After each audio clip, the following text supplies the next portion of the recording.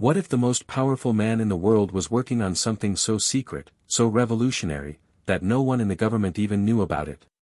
And what if you, a single mom scraping by in Washington, D.C., accidentally caught him in the act? That's what happened to me, Emily Carter, and everything I thought I knew about life, power, and purpose was shattered in the blink of a digital frame. It started at 11:03 p.m. on a rainy Thursday night. I was working overtime again, combing through flagged surveillance footage in a nondescript government office tucked behind Constitution Avenue.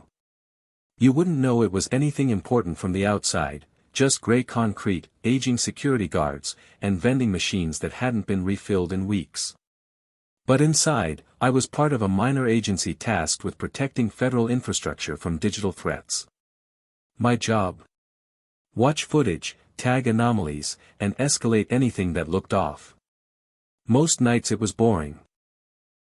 Most nights it was drunks peeing in federal fountains or someone hopping the Smithsonian fence for TikTok clout. But that night, something shifted. The feed came from a side security cam near a restricted building owned jointly by the Department of Energy and a private contractor. Normally, there's zero traffic there. But that night, a sleek black SUV pulled up to the gate. No plates. No diplomatic tags. Just a man in a hoodie, flanked by two others who scanned the area like trained operators. The hood came down just before the side door opened. I froze. Elon Musk. It was unmistakable. The walk. The jawline. The faint light reflecting off the Neuralink scar on the back of his shaved head. It was him. But what was he doing here? And more importantly, why was there no record of this visit in the clearance logs? My stomach tightened. The system wasn't registering his entry. No badge swipe. No facial recognition ping. It was like the footage existed in a pocket of unacknowledged time. I hit rewind. Played it again. My heart pounded louder with every second. This wasn't some edited video. This was a live, raw feed stored directly in our internal archive. I hesitated, fingers hovering over the report flag. Then instinct kicked in.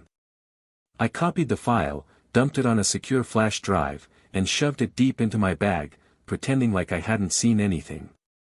I told myself I'd sleep on it. Maybe there was a logical explanation. Maybe the system glitched. Maybe the richest man in the world had business with the DOE at midnight and nobody thought that was weird. But deep down, I knew. Something wasn't right. And the minute I chose to copy that footage, my life split into a before and an after. The next morning, everything felt louder. The keyboard clicks. The buzz of the fluorescent lights. The smell of burnt coffee from the break room. I sat at my desk trying to act normal, but the footage looped in my head like a ticking clock. When my supervisor, Ted, walked by with his usual cup of lukewarm tea and asked if anything interesting came up last night, I hesitated. My throat went dry. I wanted to tell him. I wanted someone else to make sense of it. But something about the way his eyes lingered on my monitor made me pause. I told him no. Nothing weird. Just a couple raccoons fighting over a burrito near the Jefferson Memorial. He chuckled and walked off. I kept my expression blank, but the knot in my gut twisted tighter. That afternoon, I called my old college friend Danielle, now a journalist in New York. She was always chasing the next scandal, the next bombshell, the next truth no one else had the guts to print. I told her I had something big. Really big. We arranged to meet in D.C. that weekend. But then, I got a message. A text from a blocked number. All it said was, "Emily, stop." No punctuation. Just my name and a command. I stared at it for a full minute. My pulse throbbed in my temples. I hadn't told anyone else. Not my coworkers. Not even my son. That meant someone was watching me. Tracking me. I deleted the message, then turned off my phone and removed the battery. It felt paranoid. Ridiculous. But my gut told me it was real. That night, I stayed awake listening for sounds that didn't belong. My apartment was silent except for the hum of the fridge and the occasional drip from the bathroom faucet. Jacob, my 10-year-old son, slept peacefully in his room, unaware that his mother might have just stepped into something massive and dangerous. The next morning, I checked my inbox. There was a message from Danielle's work email. It said she couldn't make it anymore. Emergency. No details. No call. Just a weird, abrupt cancellation. I tried calling her. No answer. Straight to voicemail. The audio crackled in a strange way, almost like interference. Something was off. That's when the package arrived. No return address. Just a small, brown padded envelope sitting outside my door. Inside was a burner phone. Already charged. One video file. I played it. Elon Musk appeared on screen. It wasn't a speech. It wasn't a press release. It was a personal message, recorded from what looked like a dimly lit tunnel lined with fiber optic cables and server racks. He looked directly into the lens and said, "Not everything that's hidden is dangerous. But some truths demand to be hidden, for a little longer. If you're seeing this, it means you found one of those truths. And you're not alone." Then the screen went black. That was it. No context. No explanation. But the message was clear. He knew I had seen him. And instead of threats, he sent understanding. Permission. A warning. I didn't know. But the video changed something in me. It shifted the fear into something else. Curiosity. Resolve. The kind I hadn't felt in years. Not since before Jacob was born, not since before my life became a blur of bills, routines, and scraping by. I started digging. I traced back the building's ownership. Buried 3 shell companies deep was a contract signed between the DOE and a Musk-owned division called Helio Systems. The building was classified as an experimental energy facility. The project? Unknown. Budget? Undisclosed. Timeline? Not applicable. But one thing kept showing up in the network logs: massive data uploads at 3:14 a.m. every Thursday. Petabytes of information routed through Starlink satellites, bypassing domestic filters, and pinging off-grid servers in Nevada. This wasn't a normal project. It wasn't even military. It was something new. Something beyond. That night, I stared at the footage again, the one I'd saved.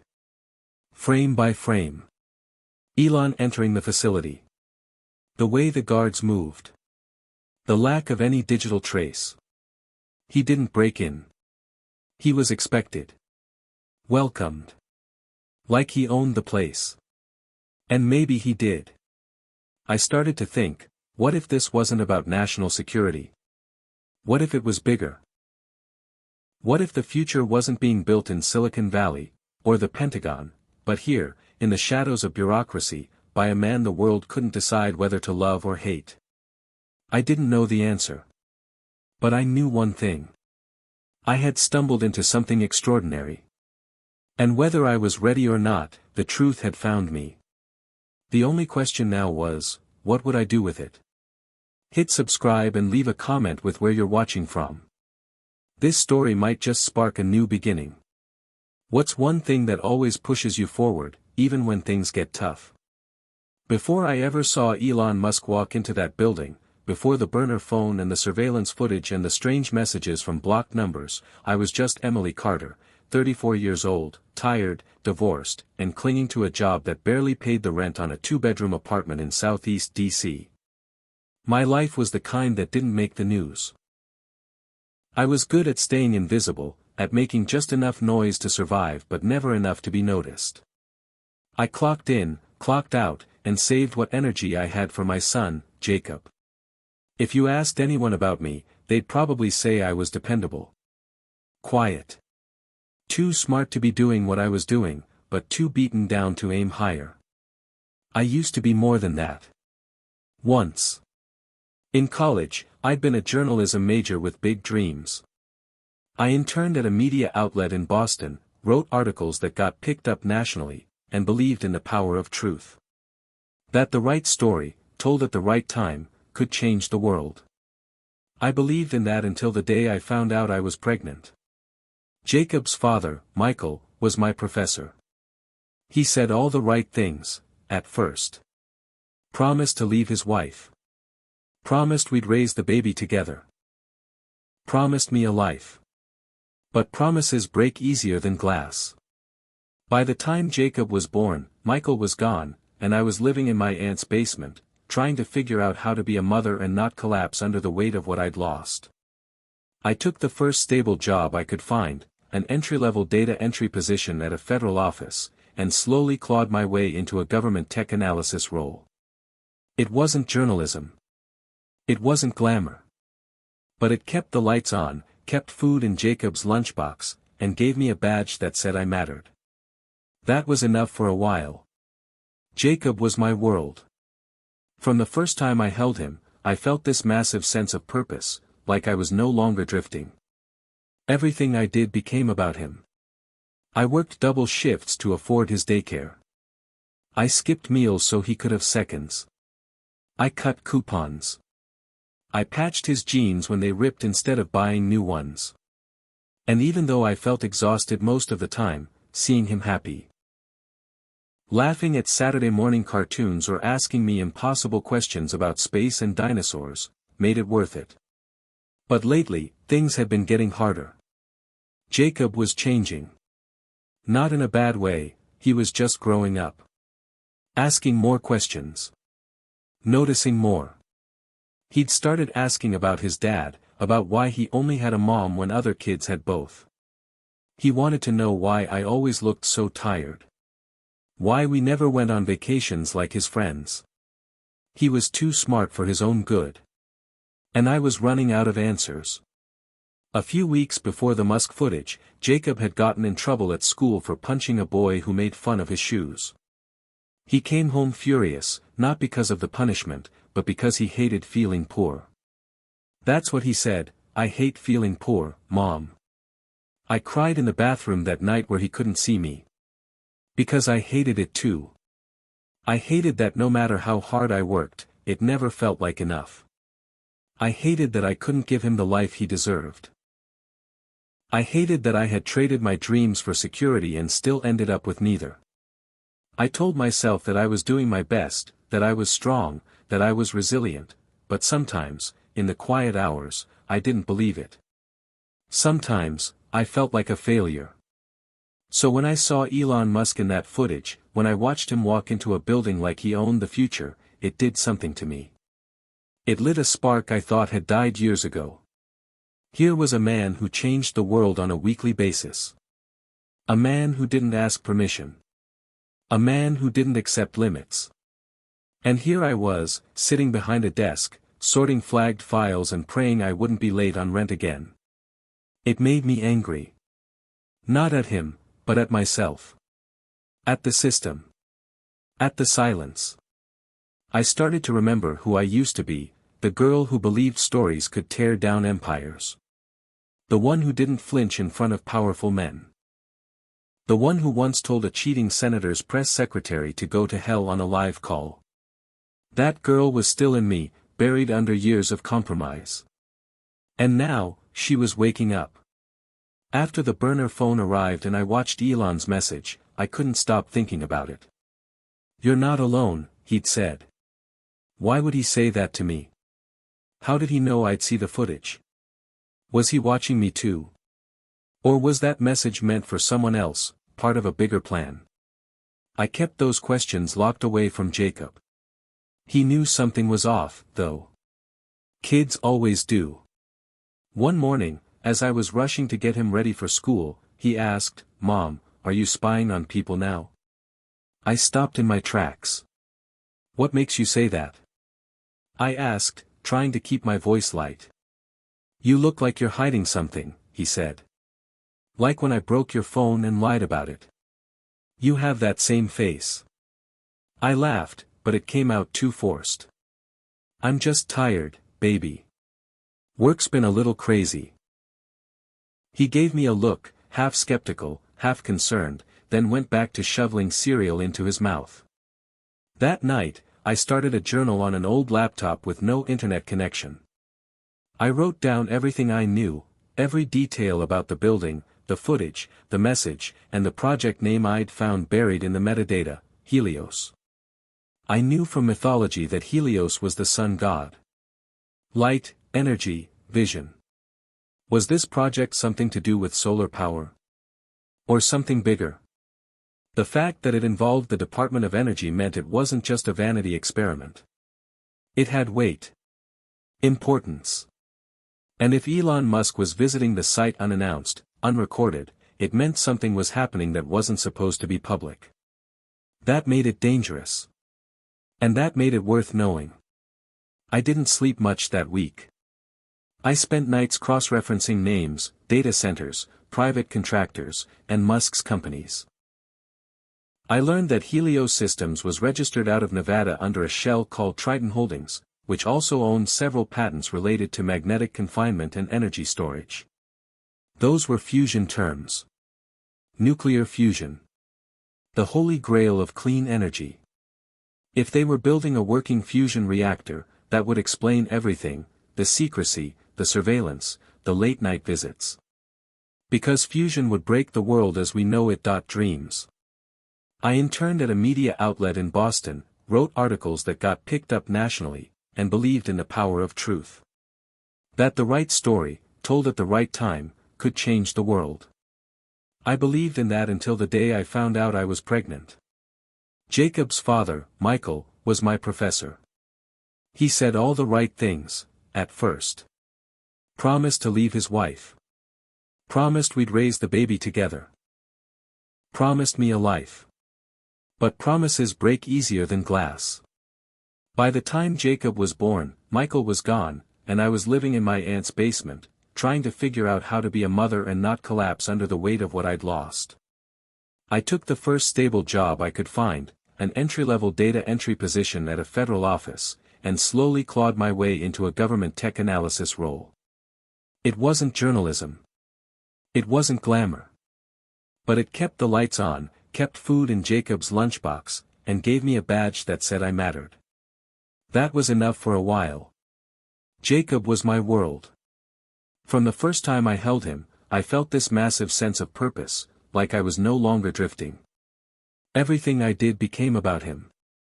I worked double shifts to afford his daycare. I skipped meals so he could have seconds. I cut coupons. I patched his jeans when they ripped instead of buying new ones. And even though I felt exhausted most of the time, seeing him happy, laughing at Saturday morning cartoons or asking me impossible questions about space and dinosaurs, made it worth it. But lately, things had been getting harder. Jacob was changing. Not in a bad way, he was just growing up. Asking more questions. Noticing more. He'd started asking about his dad, about why he only had a mom when other kids had both. He wanted to know why I always looked so tired. Why we never went on vacations like his friends. He was too smart for his own good. And I was running out of answers. A few weeks before the Musk footage, Jacob had gotten in trouble at school for punching a boy who made fun of his shoes. He came home furious, not because of the punishment, but because he hated feeling poor. That's what he said, "I hate feeling poor, Mom." I cried in the bathroom that night where he couldn't see me. Because I hated it too. I hated that no matter how hard I worked, it never felt like enough. I hated that I couldn't give him the life he deserved. I hated that I had traded my dreams for security and still ended up with neither. I told myself that I was doing my best, that I was strong, that I was resilient, but sometimes, in the quiet hours, I didn't believe it. Sometimes, I felt like a failure. So when I saw Elon Musk in that footage, when I watched him walk into a building like he owned the future, it did something to me. It lit a spark I thought had died years ago. Here was a man who changed the world on a weekly basis. A man who didn't ask permission. A man who didn't accept limits. And here I was, sitting behind a desk, sorting flagged files and praying I wouldn't be late on rent again. It made me angry. Not at him, but at myself. At the system. At the silence. I started to remember who I used to be, the girl who believed stories could tear down empires. The one who didn't flinch in front of powerful men. The one who once told a cheating senator's press secretary to go to hell on a live call. That girl was still in me, buried under years of compromise. And now, she was waking up. After the burner phone arrived and I watched Elon's message, I couldn't stop thinking about it. "You're not alone," he'd said. Why would he say that to me? How did he know I'd see the footage? Was he watching me too? Or was that message meant for someone else, part of a bigger plan? I kept those questions locked away from Jacob. He knew something was off, though. Kids always do. One morning, as I was rushing to get him ready for school, he asked, "Mom, are you spying on people now?" I stopped in my tracks. "What makes you say that?" I asked, trying to keep my voice light. "You look like you're hiding something," he said. "Like when I broke your phone and lied about it. You have that same face." I laughed, but it came out too forced. "I'm just tired, baby. Work's been a little crazy." He gave me a look, half skeptical, half concerned, then went back to shoveling cereal into his mouth. That night, I started a journal on an old laptop with no internet connection. I wrote down everything I knew, every detail about the building, the footage, the message, and the project name I'd found buried in the metadata, Helios. I knew from mythology that Helios was the sun god. Light, energy, vision. Was this project something to do with solar power? Or something bigger? The fact that it involved the Department of Energy meant it wasn't just a vanity experiment. It had weight. Importance. And if Elon Musk was visiting the site unannounced, unrecorded, it meant something was happening that wasn't supposed to be public. That made it dangerous. And that made it worth knowing. I didn't sleep much that week. I spent nights cross-referencing names, data centers, private contractors, and Musk's companies. I learned that Helios Systems was registered out of Nevada under a shell called Triton Holdings, which also owned several patents related to magnetic confinement and energy storage. Those were fusion terms. Nuclear fusion. The holy grail of clean energy. If they were building a working fusion reactor, that would explain everything, the secrecy, the surveillance, the late-night visits. Because fusion would break the world as we know it. No more fossil fuels. No more oil wars. No more centralized power grids. It would destroy entire industries. And the people who profited from those industries wouldn't let that happen quietly. They'd fight. They'd bury it. They'd crush anyone who got too close. That's when it hit me. Maybe I wasn't being paranoid. Maybe the burner phone wasn't a threat. Maybe it was a lifeline. Maybe Elon wanted this to get out, but couldn't do it himself. Maybe I wasn't just a woman who stumbled onto a secret. Maybe I was being chosen. Not officially, not directly, but chosen all the same. I didn't know if I could trust him. But I knew I couldn't trust the silence anymore. Something big was happening in the heart of the nation's capital, and no one was talking about it. No headlines. No leaks. No questions. Just darkness. And now, I had a light. A tiny one, flickering and unstable, but a light nonetheless. And I was done hiding it. I was done being small. It was time to become the woman I used to be. The one who believed that truth could change the world. The one who wasn't afraid of powerful men with secrets. The one who looked at danger and said, "Let's begin." The following Monday started like any other, except I didn't feel like any other version of myself. I walked into the office with a strange clarity, not the kind that comes from rest or peace, but the kind you get when you realize you're sitting on the edge of something massive and irreversible. Everything in that building looked the same beige cubicles, same dusty corners, same flickering overhead lights, but inside me, something had cracked open. And what was pouring through couldn't be put back. I sat at my desk and logged in. I typed my credentials, unlocked the internal surveillance review database, and stared at the feed directory with a pounding heart. My fingers hesitated over the keyboard. My eyes flicked to the hallway. No one was watching me, but I felt watched. I tried to calm my breath. Then Marvin leaned over the cubicle wall. "You look like you're about to hack the Pentagon," he whispered with a crooked grin. Marvin was one of the few coworkers I could stand. Late 30s, nerdy, sharp and observant, but more into anime and energy drinks than national security. He'd been working there longer than me and seemed to know how to play invisible better than anyone. "What?" I said, trying to sound casual. He raised an eyebrow. "You've got that face. The one you get when you're reading something you shouldn't be." I shook my head. "Just a glitchy feed from 3A. Motion sensor's been tripping every 15 minutes. Marvin leaned in slightly. "Look. I don't care what you're actually looking at. But if it's something important, something real, be careful. This place looks boring, but it's got sharp teeth when it wants to bite." He didn't wait for a reply. Just gave me a look, serious, with just enough fear behind it to make my skin crawl, and walked off. That was Marvin's gift. Saying just enough to shake you, never enough to get caught. He knew something. Or maybe he just suspected I did. Either way, the warning hit hard. I spent the next hour pretending to work, eyes scanning the feeds, but my mind was locked on what I'd uncovered over the weekend. Helios wasn't just a ghost project buried under federal layers. It was active. Alive. I had found a secondary location in Maryland registered to a Helios shell company. There were supply shipments going in weekly, mostly through unmarked vehicles that listed their contents as electrical parts and hydraulic support frames. But those shipments were being routed through a freight subsidiary owned by none other than SpaceX.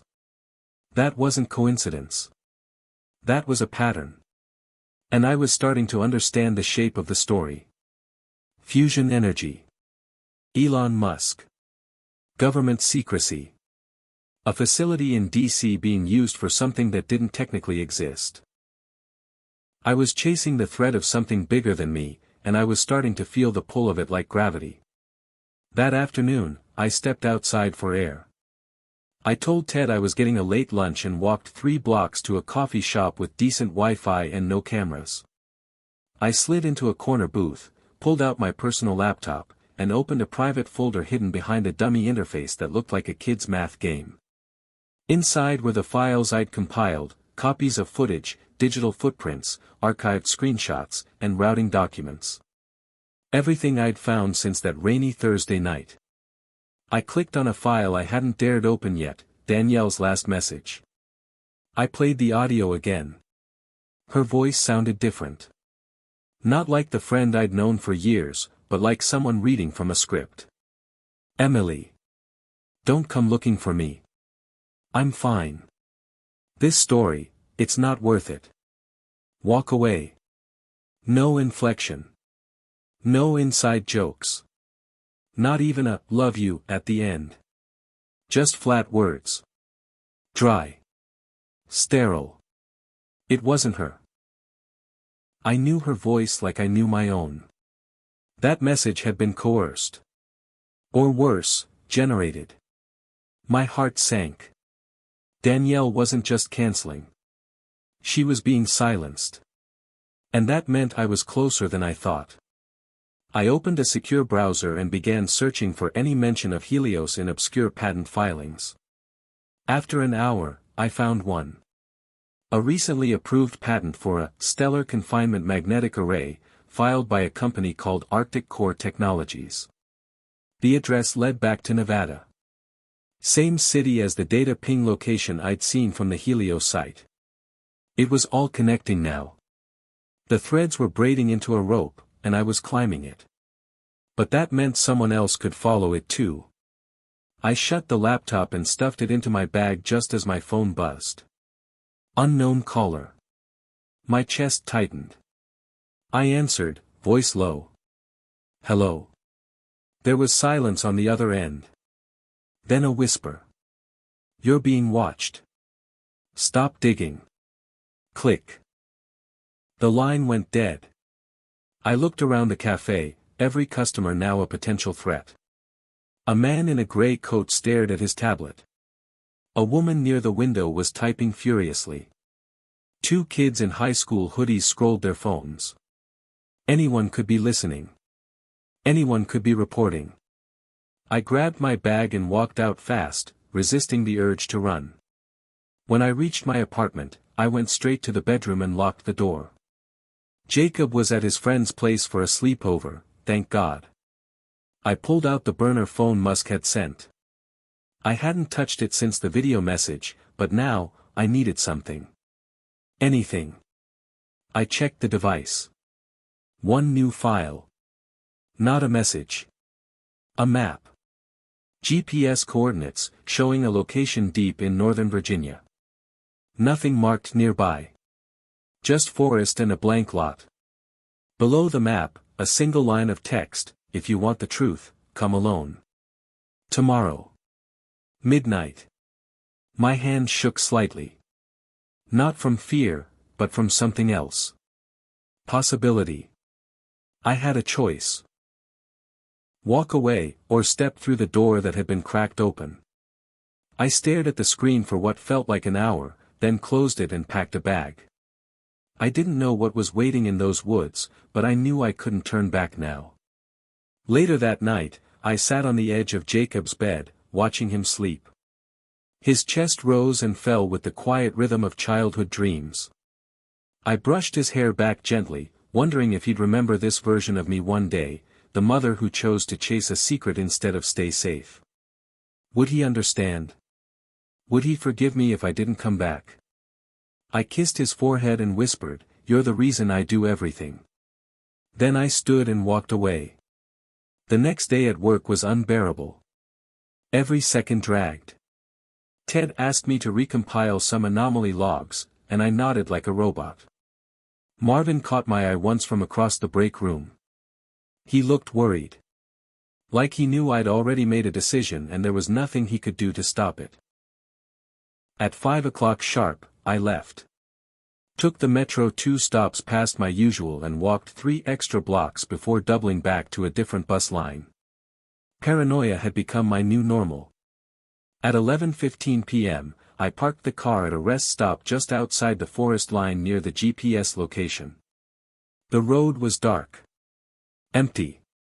Crickets chirped and the night smelled like pine and wet soil. I left the headlights off and used only my phone screen for light. The walk took 20 minutes, each step sinking into damp moss and dead leaves. When I reached the coordinates, my phone buzzed. Another message. Just 2 words, look up. I tilted my head. Above the trees, something massive hovered, silent and black against the stars. No lights. No sound. Just a floating shape, barely visible against the sky. Then, it descended. Slowly. Steadily. A panel opened underneath, and a staircase unfolded. A soft glow spilled out from the opening. I stood frozen. My breath caught. It was a ship. Or something that looked like one. I wasn't sure if it was alien or human, but it was real. Tangible. Not a dream. I stepped forward. The air around the structure shimmered slightly, like heat off pavement. Then a voice, familiar, calm, echoed from within. Elon Musk. Emily. We need to talk. I didn't speak. I couldn't. My mouth was dry, my legs numb, but somehow I kept moving forward, up the metallic staircase into the open chamber above. The interior of the ship, if that's what you could even call it, was impossibly quiet, almost too quiet, like sound had been sucked out of the air. A soft, pale blue light pulsed through the walls, glowing without casting shadows, and the floor beneath my feet felt like polished stone but responded to pressure like fabric.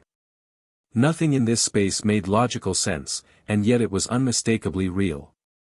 The opening behind me sealed with a whisper, and I turned slowly to face the man standing at the center of the chamber.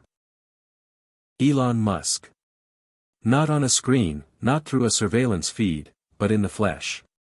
He looked exactly as he did in public, but there was something else now, an intensity in his eyes that no press conference had ever shown.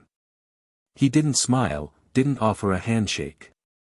He simply looked at me, like I was an equation he had already solved. "You brought the drive," he said.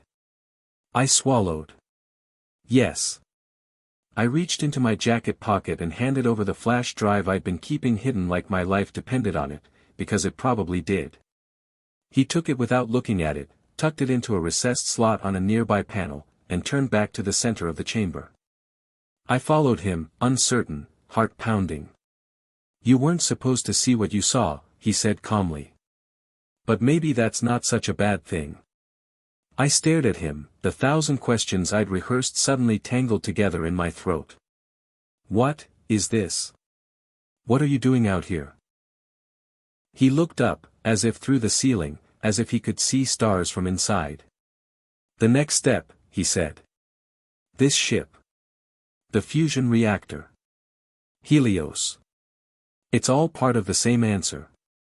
Energy, propulsion, independence from Earth-based systems. We've already tested a sustained reaction for 12 hours. No carbon output. No radiation leak. We're standing inside the result." My breath caught. "You built a working fusion reactor?" He nodded. 10 years of prototypes. 9 failures. Billions of dollars of untraceable investment. Government red tape would have buried it before it got off the ground. So I buried it first. In plain sight. I couldn't believe what I was hearing. "And the Department of Energy? They're just letting you." He turned to face me again. "They don't know." "Not really. The people who matter are either misdirected, bought off, or working for me without realizing it. Only a handful know the truth. And now you do." I stared at him, searching for signs of arrogance, deception, madness, but all I saw was clarity. Purpose. "Why tell me?" I asked. "Why not wipe the footage, track me down, shut me up?" He smiled faintly. "Because you didn't run. You copied the file.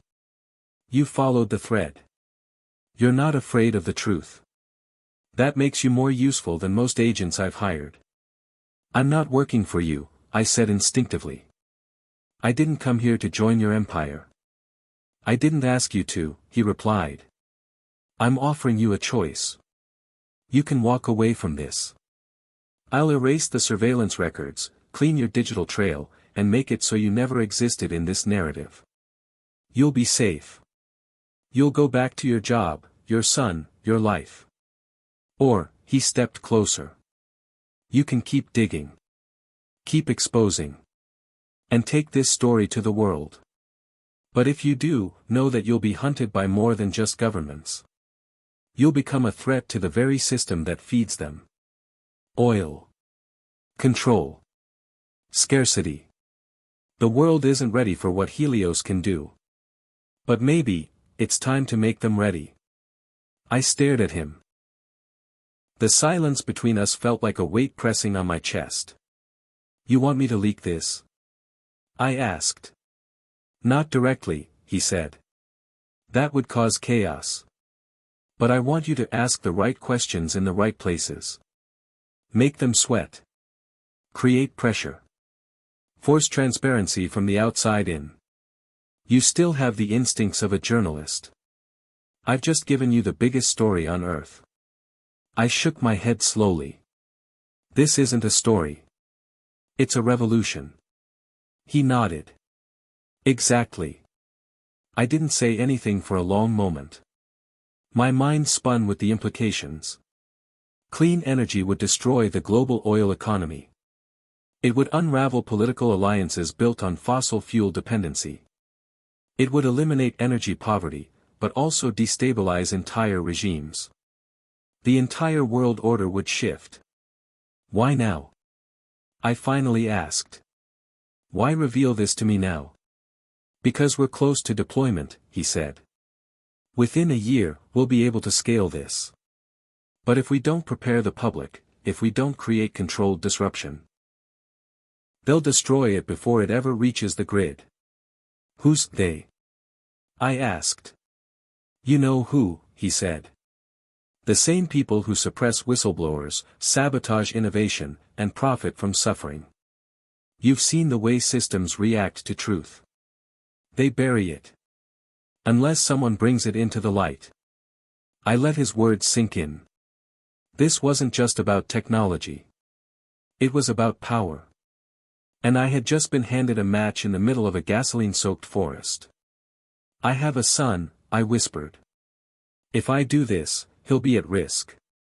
That's why I didn't approach you sooner, Musk said. But the fact that you're even considering it tells me something. You want a better world for him. This is how it starts. I exhaled, feeling tears sting the corners of my eyes, not from fear, but from the weight of the decision. I had always felt powerless, like the world was happening to me instead of through me. But now, I held something dangerous and beautiful. Something real. What happens if I walk away? I asked. You forget what you saw, he said. You go back to the life you had. And the story dies with you. I looked around the chamber once more. The walls seemed to hum softly now, like the heart of a living organism. I looked back at Musk. And if I say yes? Then we begin, he said. Quietly. Strategically. Together. I hesitated only a moment longer before nodding. Then we begin. He turned to the control panel and pressed something. The lights dimmed slightly, and a hatch opened on the far side of the chamber. There's someone I want you to meet, he said. I followed him through the hatch, down a narrow corridor that curved gently like the inside of a spiral shell. We emerged in a room lined with screens and floating data displays. At the center was a woman, mid-40s, sharp eyes, military posture, dressed in civilian clothing but radiating authority. This is Dr. Adrian Singh, Musk said. Lead physicist on the Helios project. Former DARPA, former MIT, now officially non-existent. She looked at me without smiling. You're the civilian who found the file, she said. You're either very brave or very lucky. Maybe both, I said. We need people who aren't afraid of the truth, she continued. But this isn't a crusade. It's a precision operation. We're not blowing whistles. We're controlling the message. Can you handle that? I think I can, I said. She studied me for another beat, then nodded. We'll get you what you need. Documents. Interviews. Anonymous drops. But you'll control the release. You'll build the narrative. Piece by piece. Just enough to shake the foundations without collapsing them. Why not just announce it all at once? I asked. She glanced at Musk. Because revolutions that come too fast end in blood. We need evolution, not chaos. Strategic leaks. Public pressure. Global demand. Let the world beg for the thing we're already ready to give. The logic was undeniable. And terrifying. Musk turned to me again. We'll extract you from your current position quietly. Your files will be erased. You'll be relocated and supported under a new identity. But your voice will become the fuse. I stared at them both, realizing I had just become the epicenter of a storm that hadn't even started. And what do I tell my son? I asked. Musk's eyes softened for the first time. Tell him the truth. Just not all of it. Not yet. I nodded. A tremor ran through me, part adrenaline, part fear. I had said yes to something irreversible. And now, there was no turning back. The door to the chamber opened again. The cool night air rushed in. I stepped through it slowly, back into the woods, the ship behind me vanishing without a sound. My phone buzzed once. A new contact appeared. Sing, secure. Beneath it, one line of text, "Welcome to Helios." I didn't sleep the night I came back from the woods. I didn't even lie down. I just stood in the kitchen, staring out the window while the city held its breath beneath a blanket of humid July darkness. Cars passed occasionally, their light streaking against the walls, but in my mind, I was still inside that ship. I was still hearing Elon Musk's voice in the quiet, still seeing Adrian Singh's face studying me like I was both a risk and a solution. I had been offered the key to something unimaginable and terrifying, and I had said yes. Not because I was brave. Not because I was ready. But because I was tired of being small. I was tired of watching the world rot while I filed paperwork behind bulletproof glass. So I said yes, and now I had to become someone who could carry that decision. At 6:12 a.m., the front door buzzed. I checked the security camera on my phone. A woman in a gray postal service uniform stood holding a brown envelope with no return address. I buzzed her in. She didn't speak when I opened the door. She simply handed me the envelope, gave a tiny nod, and walked away. I closed the door, my fingers shaking as I slit the edge with a kitchen knife. Inside were two things, a prepaid burner phone and a folded letter. The letter was typed. No signature. Just 3 lines. The transition begins now. Call the number saved as Jordan. Say only the word, Pathfinder. Destroy this message immediately. I memorized the contents, lit the gas stove, and dropped the letter into the flame. It curled, smoked, and vanished. I stood there until the last corner crumbled to black ash, then grabbed the burner, stepped into my bedroom, and locked the door. Jacob was still asleep. His alarm wouldn't go off for another 40 minutes. I dialed the number saved as Jordan. The call rang once, then connected. No greeting. Just silence. I swallowed. Pathfinder. There was a brief pause. Then a calm male voice replied, "You'll receive your relocation packet in 36 hours. Until then, maintain routine. No deviations. At exactly 4:40 p.m. tomorrow, proceed to Union Station. Locker 1149. Code 8-3-5-0. Further instructions inside. Burn this phone after call ends. Repeat confirmation." I repeated everything exactly.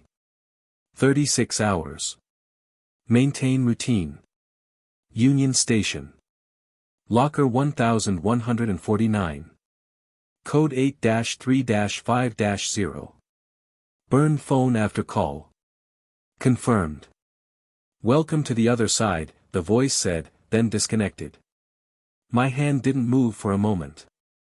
I just held the phone, listening to the dead silence.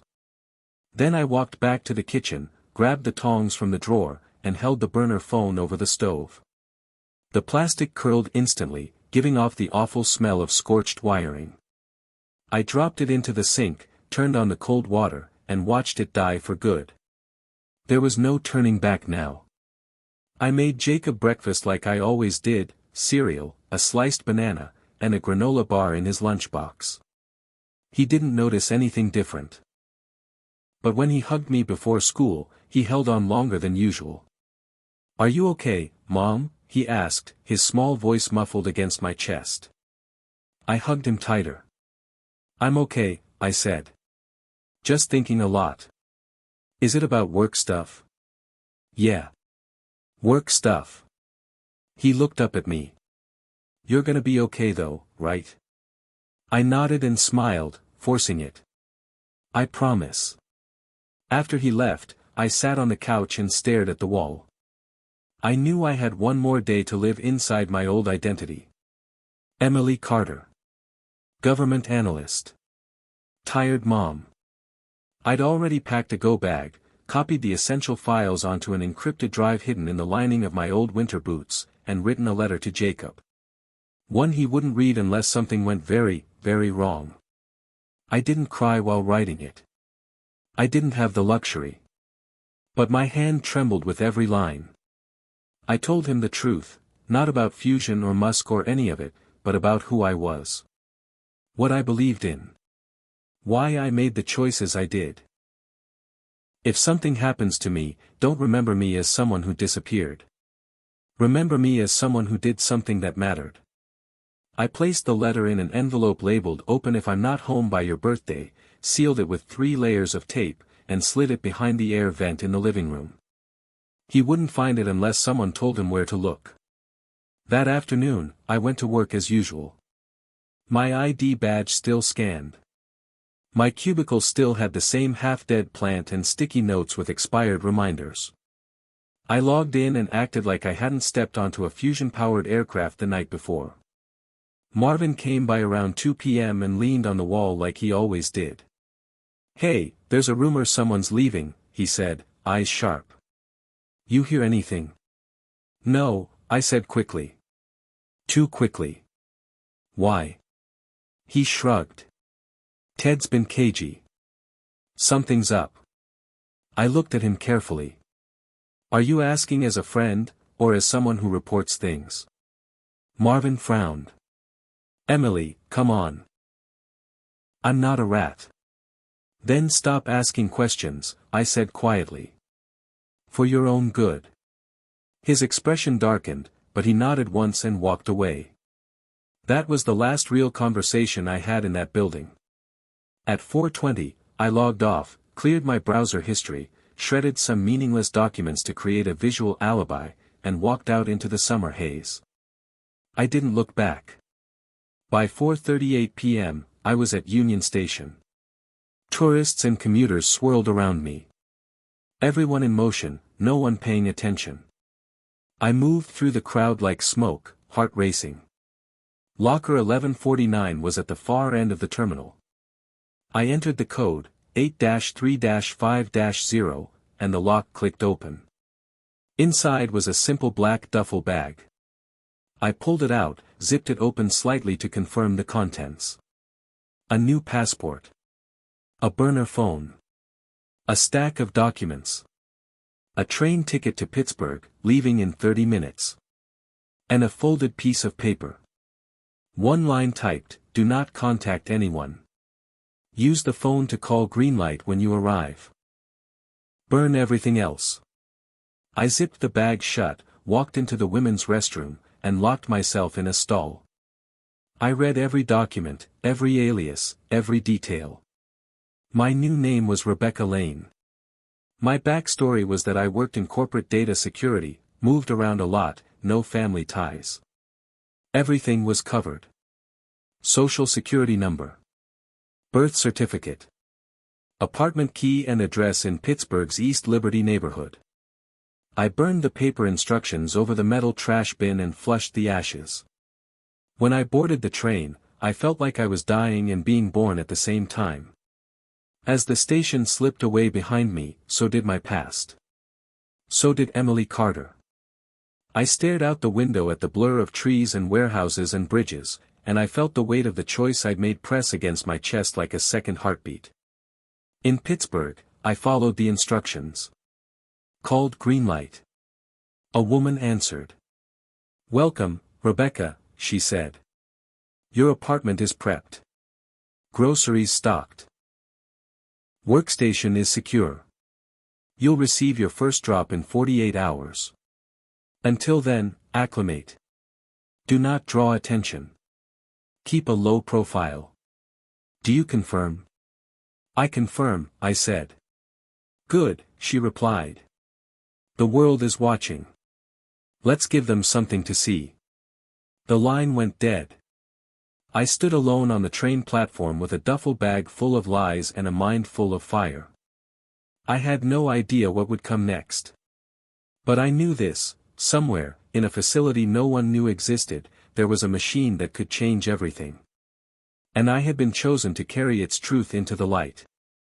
The storm was coming. And I was already in the eye of it. Pittsburgh was gray the way I remembered it from my college days: steel skies, soot-stained bricks, and bridges that stretched like arteries over slow, muddy rivers. I didn't know if returning to Pennsylvania was meant to disarm me or comfort me, but walking out of that train station with a new name and no one to call, it didn't feel like home. It felt like a checkpoint between lives. My apartment was in a weathered building on the edge of East Liberty, tucked above an old bookstore with a "closed for renovation" sign that hadn't changed in 6 years. The key fit smoothly, and when I opened the door to Unit 4B, it was already furnished, modest but lived in, like someone had carefully constructed the life of a very private woman. One closet was full of clothes in my new size. A pantry had boxed cereal, tea, canned soups, and pasta. The fridge hummed quietly with fresh produce and oat milk. On the kitchen table sat a slim black laptop with a sticky note on the lid: offline only. Do not connect to Wi-Fi. I didn't. I booted it up and found a locked drive labeled Prism. When I entered the code that had been printed on my fake passport sleeve, it opened to reveal a local-only database of information drops, operation protocols, and contacts under codenames.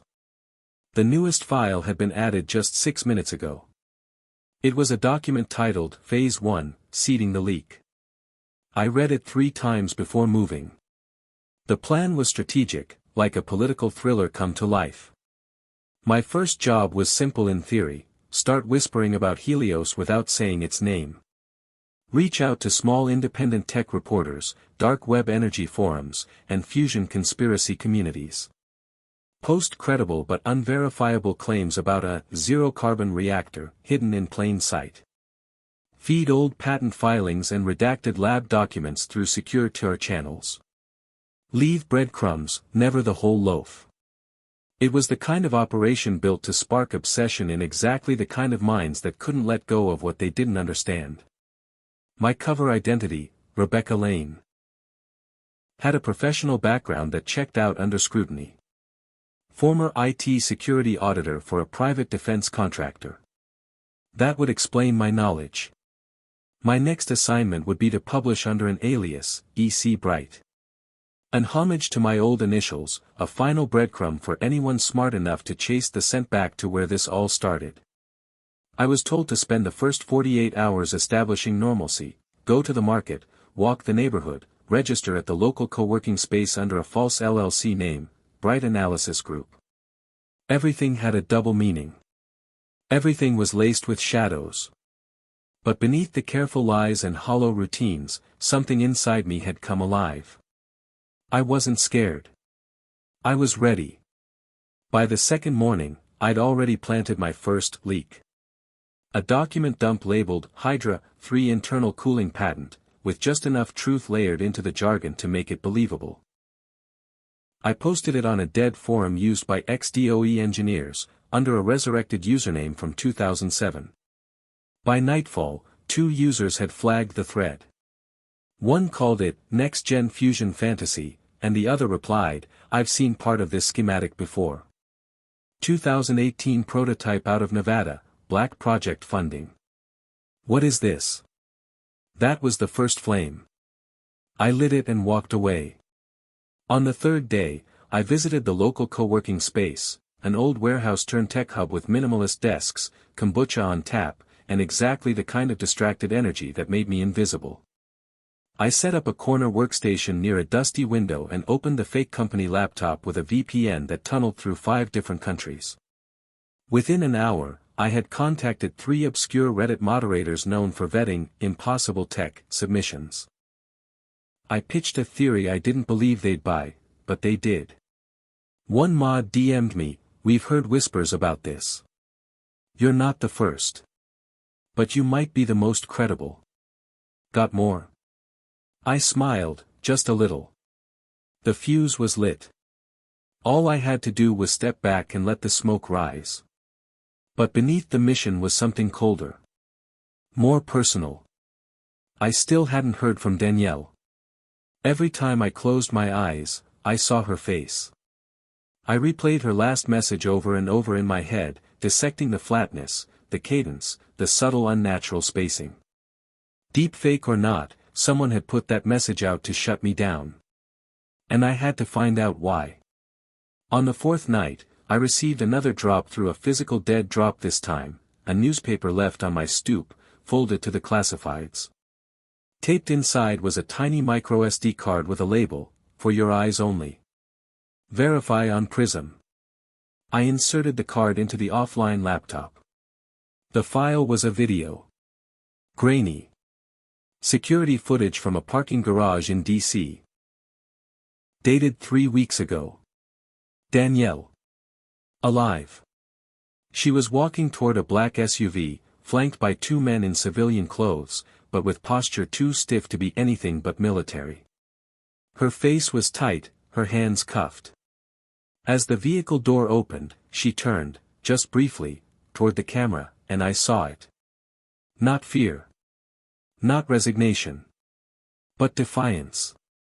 She was still fighting. I covered my mouth with one hand and stared at the screen until it went black. A second file autoplayed, coordinates. A safe house location near Arlington, Virginia. A note beneath it read, "She's not gone. Just hidden." But not for long. I didn't sleep that night. I made tea, I stared at maps, I replayed the footage until it burned into my vision. My mission had just changed. I wasn't just a leak courier anymore. I was going to find Danielle. But first, I had to shake the tree harder. That weekend, I drafted my first full article under the alias EC Bright. The headline was designed to provoke, "Fusion power is already here. The government's keeping it for themselves." I used careful phrasing, layering real science with pointed innuendo, citing anonymous sources, and embedding just enough truth to make it undeniable. I posted it to a mid-sized alt-news site known for breaking energy tech stories. Within 12 hours, the article had 40,000 views. Comments exploded. Former lab techs, conspiracy theorists, actual engineers, everyone was either furious or obsessed. I knew I'd done it right when a former NNSA contractor commented, "If this is true, this author's already on a watch list." Good. That meant I was close. The next day, Adrian Singh contacted me through Prism's internal message board. Subject, noise. The message was short, "Your article caught attention. Keep them guessing, but slow the tempo. We need the chatter to build without boiling over. You're doing good work. Don't get reckless." I typed a reply, deleted it, and typed again, "I saw Danielle. I want to extract her." Singh replied within minutes, "We know. Stay on mission. Her situation is being handled. Don't deviate." I stared at the screen, jaw clenched. I didn't trust that. Not after what I saw. They wanted me focused. Contained. But if I didn't push this further, Danielle might vanish for good. And if I was going to risk everything, I wasn't going to do it halfway. That night, I booked a one-way bus ticket to Arlington under a different alias than any I'd used so far. I packed light, just the burner, cash, and a loaded USB drive of every file I'd collected.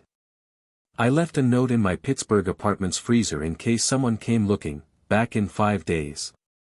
If not, send to Singh. I didn't know what I'd find near those coordinates, but I knew this: Helios wasn't just a technology. It was a fault line. And the cracks were spreading. The bus ride to Arlington was long, anonymous, and quiet, exactly what I needed. I sat in the very back, sunglasses on, hoodie pulled low, a paperback novel in my lap I never bothered to read. My mind stayed fixed on the grainy footage of Danielle and the black SUV. I kept imagining what she must have been thinking in that moment, if she saw the camera, if she knew someone might find her, or if she'd already accepted that she'd been buried alive by the same system she tried to expose. The closer I got to Washington, the more I felt the pressure in my chest building. This wasn't part of the mission. Singh had made that clear. But if there was even a sliver of a chance Danielle was still alive and reachable, I couldn't just wait. She was the one who started this for me. Her disappearance had cracked open my sleepwalking life. She had passed me the torch, whether she meant to or not. The bus pulled into a station just outside the Roslyn Metro at 6:02 a.m. I waited for the other passengers to leave before grabbing my bag and stepping into the humidity. DC in July always smelled like concrete and steam, like the city was exhaling decades of secrets through its sidewalks. I walked 5 blocks south to a small, generic hotel, 2 stars, no frills, no questions. I paid cash, gave a name that matched a fake ID in my wallet, and took a room on the 2nd floor. I didn't unpack. I opened the burner phone, ran a secure proxy tunnel through Prism's off-grid OS, and pulled up the coordinates from the microSD. They pointed to a quiet street near a cluster of abandoned government buildings just outside Arlington Cemetery, places no one walked near after dark, and no tourists had reason to visit. I memorized the layout and shut everything down. If I was being watched, and by now, I assumed I had to move like I was invisible. I changed into dark jeans, a black tank top, and sneakers, pinned my hair under a ball cap, and left the hotel with nothing but a flashlight, a utility knife, and a digital monocular hidden in a thermos. I reached the location by dusk, just as the streetlights started flickering on and the shadows grew longer. The building at the center of the map was a squat, gray structure half buried into a hillside, fenced off, with signs that said, "Condemned, EPA investigation underway." It looked like it hadn't been touched in years, which meant it was perfect for something hidden. I made a slow pass around the perimeter, pretending to talk on my phone, scoping the cameras, the entry points, the blind spots. I saw at least 3 exterior surveillance domes, all likely on motion sensors. But I also saw the remnants of an old underground maintenance tunnel on the west side, half covered in ivy and rust. A storm drain no more than 3 feet wide. Classic Cold War architecture. I marked the spot and walked back the way I came. At midnight, I returned with a small crowbar and a canvas bag of gear I'd prepped back in Pittsburgh for a worst-case scenario. I didn't plan to breach deep, just get eyes inside. Enough to confirm Danielle was there, or at least had been. The grate over the tunnel came loose with a sickening metallic squeal, but no alarms blared. I slid inside slowly, crawling on my elbows, the smell of mildew and rust thick in my nose. The tunnel sloped downward for 50 feet before flattening into a junction box covered in grime. I turned the latch with the crowbar. It gave. Inside, the walls were lined with faded paint and maintenance schematics. I moved slowly, flashlight off, relying on faint emergency strips embedded in the floor. After a few turns, I found myself in what looked like an old sub-basement, rooms lined with metal lockers, broken chairs, and empty observation windows. The kind of place they'd scrubbed from blueprints but hadn't fully destroyed. And then I saw her. Not Danielle, but a photograph. Taped to the inside of one of the lockers. Her face. Next to a chart of schedules, meal rotations, security shifts. This wasn't just a holding site. It was active. I took a picture with my thermal monocular's internal capture feature, time-stamped and encoded. Then I heard voices. Not close, but echoing through the ductwork. Male. Low, indistinct. Then one word, loud and clear, transfer. I froze. My blood turned electric. I pressed myself flat against the wall as footsteps moved above me, toward what I guessed was a secondary hallway. I couldn't stay. If Danielle was still here, she wouldn't be for long. The window to extract her, if I was really crazy enough to try, was closing fast. I crawled back the way I came, slower this time, careful to wipe surfaces I'd touched. I resealed the grate behind me and disappeared into the night. Back at the hotel, I scrubbed my clothes in the sink with bleach and dried them with a hairdryer. My hands shook from adrenaline, but my brain was already in motion. This wasn't just about a rogue detention site. Someone was orchestrating this with military precision. The only people with that kind of reach were inside the government, or inside whatever Musk had warned me about. The ones who didn't want Helios reaching daylight. I booted up the burner, encrypted the images, and uploaded them to Prism's secure node, tagging Adrian Singh directly. I included one line, "She's alive. They're moving her. We're almost out of time." The response came an hour later, "This operation is not sanctioned. Extraction will compromise the primary mission. Hold your position. Stand down." I stared at the message. My fingers hovered over the keys. Then I typed, "If you won't act, I will." I didn't wait for a reply. I powered down and destroyed the phone, then moved to the other burner in my go bag, the one I hadn't registered with Prism. I needed outside help. Someone I could trust with no ties to the agency, Musk, or Singh. Someone smart, paranoid, and hard to find. I only knew one person like that. I found his contact buried in an old offline archive from back when I still wrote tech exposés for independent sites. His handle was Ghostbite. He used to be a white-hat hacker, until the FBI charged him with penetrating a Department of Defense server in 2015. He vanished after that, allegedly fled to Costa Rica. But I'd heard whispers that he was still active. Trading favors. Watching everything. I sent a single message through a heavily masked signal relay, "Need eyes on a black site in Arlington. Possible political detainee. Proof attached. You still believe in open systems?" I attached the encrypted image of Danielle's schedule. No names. No origin. Then I waited. 10 hours passed. At 3:14 p.m., a message pinged back, "Still breathing. You always bring me the worst kind of trouble.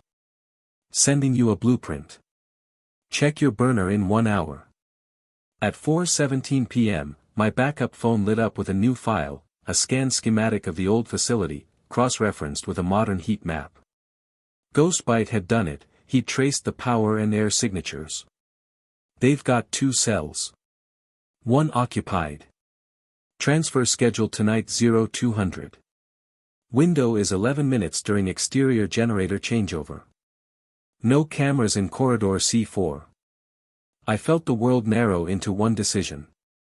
This wasn't some story anymore. This wasn't theoretical. I had one chance to get Danielle out. And no one else was coming.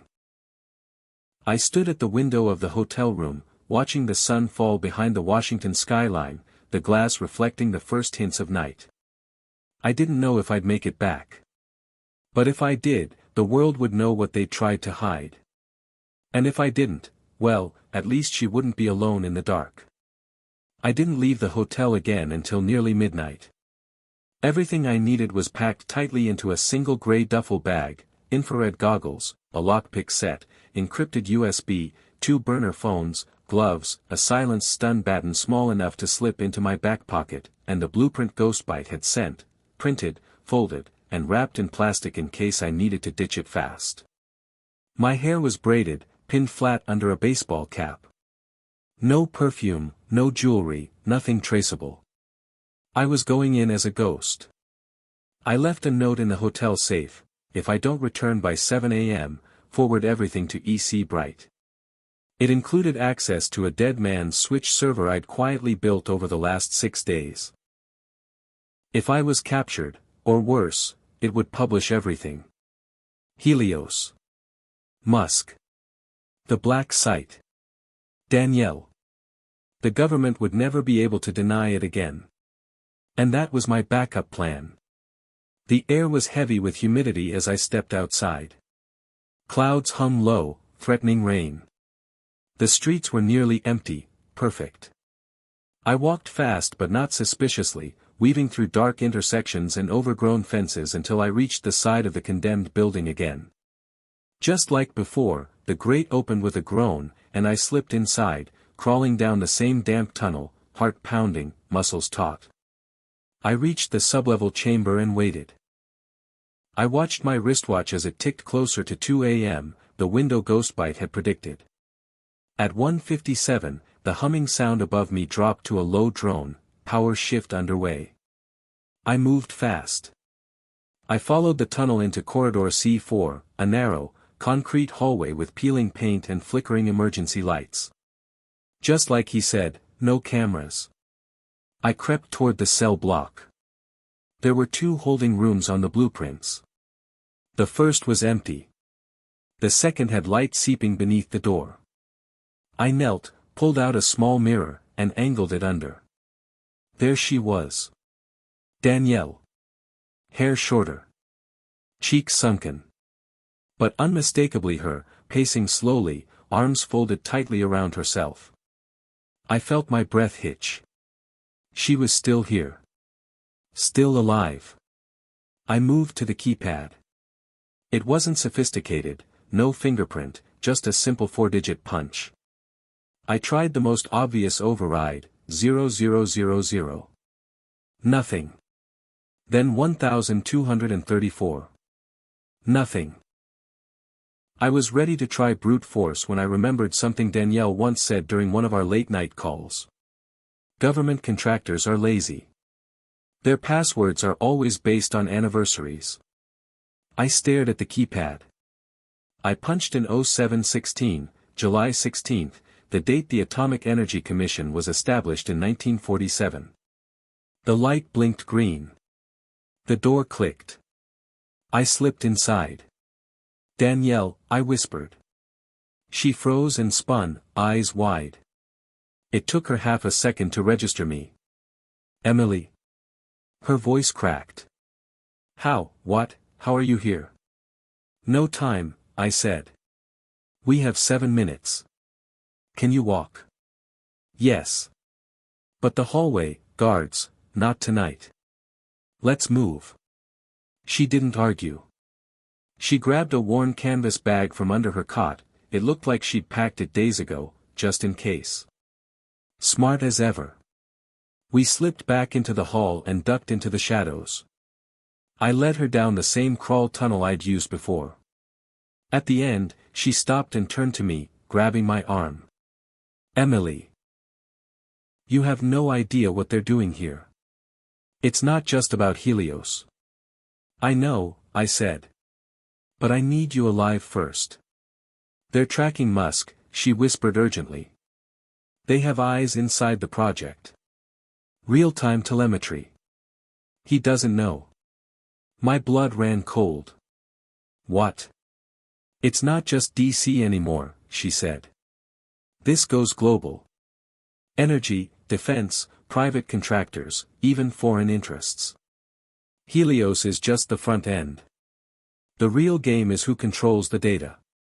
We crawled out of the grate into the weeds behind the building just as the power surged again, full systems back online. We had made it out seconds before the motion sensors rebooted. I wrapped the grate in wire from my bag and re-wedged it. Then we ran. 6 blocks away, I had a car waiting, an old Civic I'd bought in cash from a used lot in Alexandria 2 days earlier.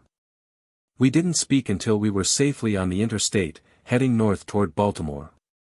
The second we merged onto I-95, I turned to her. Tell me everything.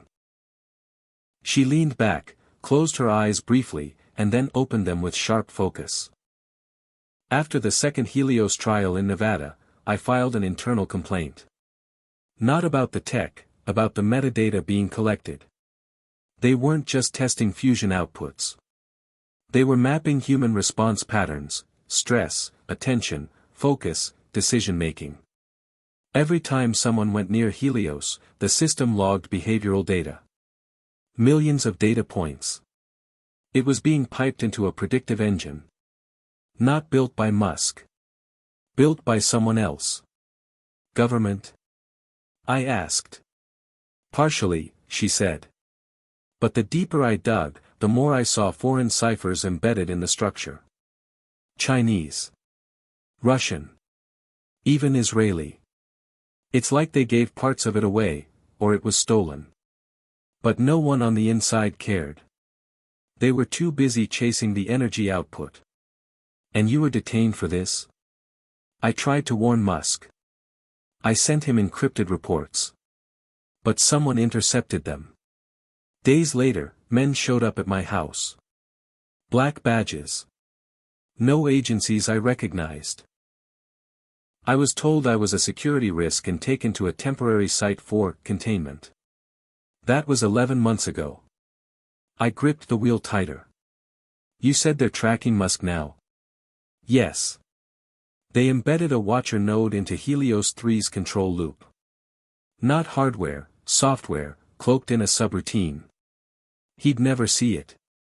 They're watching what he tests, when, with who. And if he makes a breakthrough, they'll bury him. Or worse, she said. They'll take it, replicate it, and use it in ways he never imagined. Helios isn't just a power source.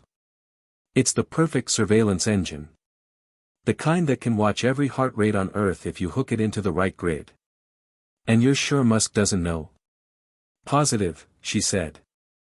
He still thinks this is about clean energy. I was silent. The headlights of a truck passed us in the opposite lane, casting Danielle's face in flashes of white. She looked haunted. Exhausted. But clear. Like someone who'd lived through something most people would never believe. We reached the Baltimore safe house around 3:30 a.m., a decaying duplex on the edge of the industrial district, filled with backup drives, burner gear, and a secure uplink I'd buried behind a false wall the day I arrived in Pittsburgh. I let Danielle shower while I booted up the Prism node and pulled all the articles published under EC Bright. The chatter had exploded. Forums were dissecting every paragraph. Some thought I was a genius whistleblower. Others thought I was an AI hoax. But the point was, they were listening. When Danielle emerged, wrapped in a towel, I handed her a protein bar and a bottle of water. We publish everything, I said. Every file, every photo, every blueprint. We build a cascade, so even if they kill the story, it spreads anyway. And Musk? She asked. We warn him.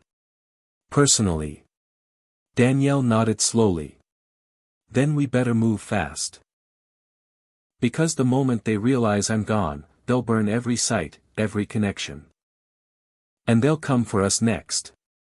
I already knew she was right. I could feel the time collapsing. Everything we had left depended on our next move. If Musk was the last hope of keeping Helios in the hands of the people, we had one mission left: get to him before they did. And whatever cameras caught him doing in Washington, it wasn't the full story. Not yet. But it was about to be. By 5 a.m., Danielle was asleep on the floor with her head resting on a rolled sweatshirt and a blanket pulled to her chin, but I couldn't close my eyes. The Baltimore safe house had no windows, just boarded frames and blacked-out curtains. There was no natural light to track the time. Only the clock on my burner phone ticking forward, second by second, like a countdown. I sat in front of the encrypted laptop, watching data feeds from 5 channels we'd been monitoring for days, threads on Reddit, posts from X, formerly Twitter. Traffic from an obscure Mastodon instance used by physicists, and a back-end log of search terms from a darknet site. The term, Helios Project, had gone from 8 searches a week to over 35,000 in the last 48 hours. That wasn't organic. Someone was trying to find it. Someone with reach. I toggled to a terminal screen and typed, push 7a, //mirror_flood, our deadman switch that would trigger 5 mirror sites in 5 countries to publish what we had. Then I paused. Once I hit that key, there would be no walking it back. And I still hadn't warned Musk. Danielle stirred behind me and groaned softly as she sat up. What time is it? Almost dawn, I said. I'm prepping the release. She stretched, blinking hard. Wait. Have you talked to him? I shook my head. No. Too risky. Any traceable connection could flag us. You can't go nuclear without giving him a chance, she said. He needs to know the Watchers are inside Helios. And how do you suggest we get to one of the most protected men on Earth? We don't, she said, standing. We make him come to us. Danielle, trust me. There's one person Musk still checks in with. Not an executive. Not security. A coder. Who? His niece. I stared at her. He has a niece. Not by blood. A girl from back in his zip 2 days. Smart, scrappy. He met her through an early AI forum. She was 13. She hacked one of his test environments for fun. Instead of getting mad, he hired her to ghost test neural network failsafes. Her name's Macy Linwood. I pulled up a database. The name matched, barely. Scrubbed social media. No direct company affiliations. But a digital footprint that led to an encrypted online identity, Kennedy Cat.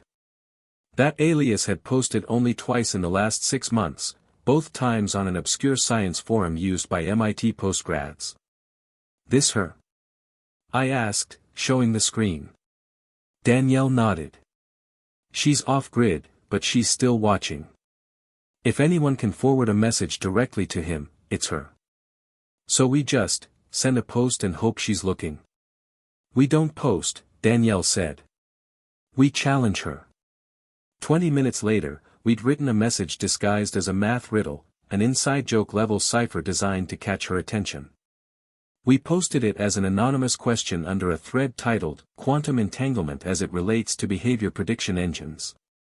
It read, if a twin sun collapses in real time, but the observer is silenced, how many Helios cores must fail before the system decays?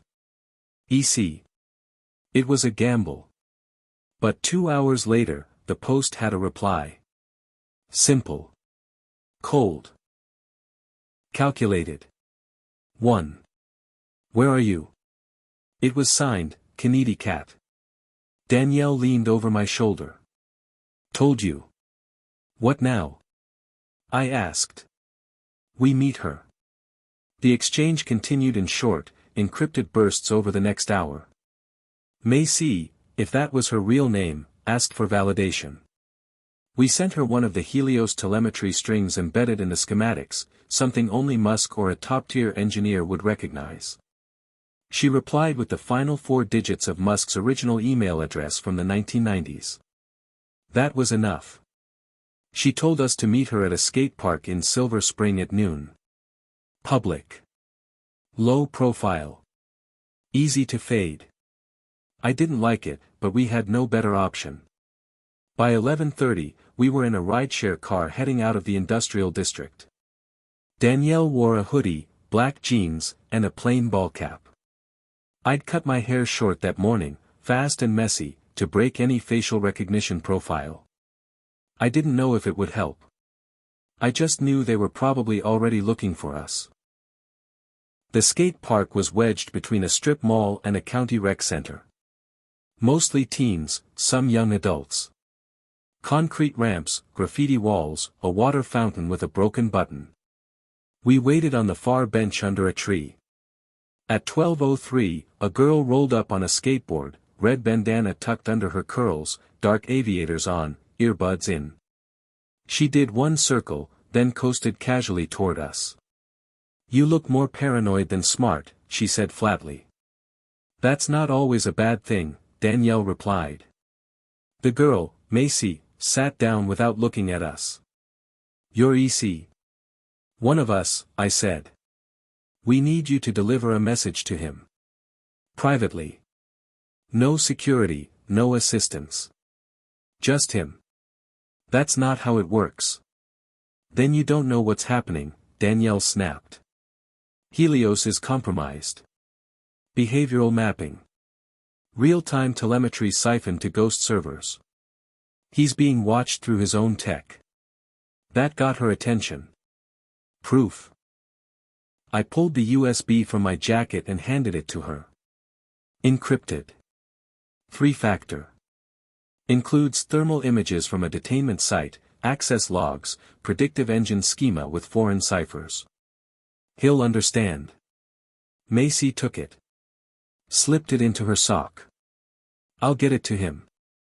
But if this is fake, if this is bait, it's not, I said. He's got less time than he thinks. She stood. Then neither do you. She pushed off and skated away like nothing happened. We waited 5 more minutes, then walked to a different corner, flagged a new car, and told it to take us to the outskirts of Bethesda. There was a second safe house there. One only I knew about. At 6:42 p.m., the phone rang. Not a burner. Not Prism. A direct call from a private, silent number that I hadn't registered anywhere. I picked up. Emily, a voice said. This is Elon. Danielle froze. I stepped into the next room. How did you? Macy gave me your file. I verified it against the original Helios logs. You're right. I didn't see it. But I do now. Then you know they're watching you. I know a lot of things now. Including the fact that you've just made yourself a target the size of a satellite. What are you going to do? I'm going to finish what we started, he said. But I can't do it in Washington. Where then? Rural Texas. Starbase. The new compound. Everything off-grid. I want you and Danielle there in 48 hours. You'll be flown in. No contact after that. If they're watching me, they'll assume I'm reassigning contractors. They won't expect us to burn the entire network from the inside. You're going after them? No, he said. I'm exposing them. Live. The line clicked. Silence. I turned to Danielle. Pack your things. We're going to Texas. She nodded. Then let's bring the whole damn system down. Hit subscribe and leave a comment with where you're watching from. This story might just spark a new beginning. What's one thing that always pushes you forward, even when things get tough? The flight to Texas was silent, the hum of the private jet the only sound between Danielle and me. Elon's instructions were clear: maintain radio silence, no unauthorized communication until we reached Starbase. The sky outside was a bruised purple-gray, clouds stretching like shadows across the horizon as the sun dipped low.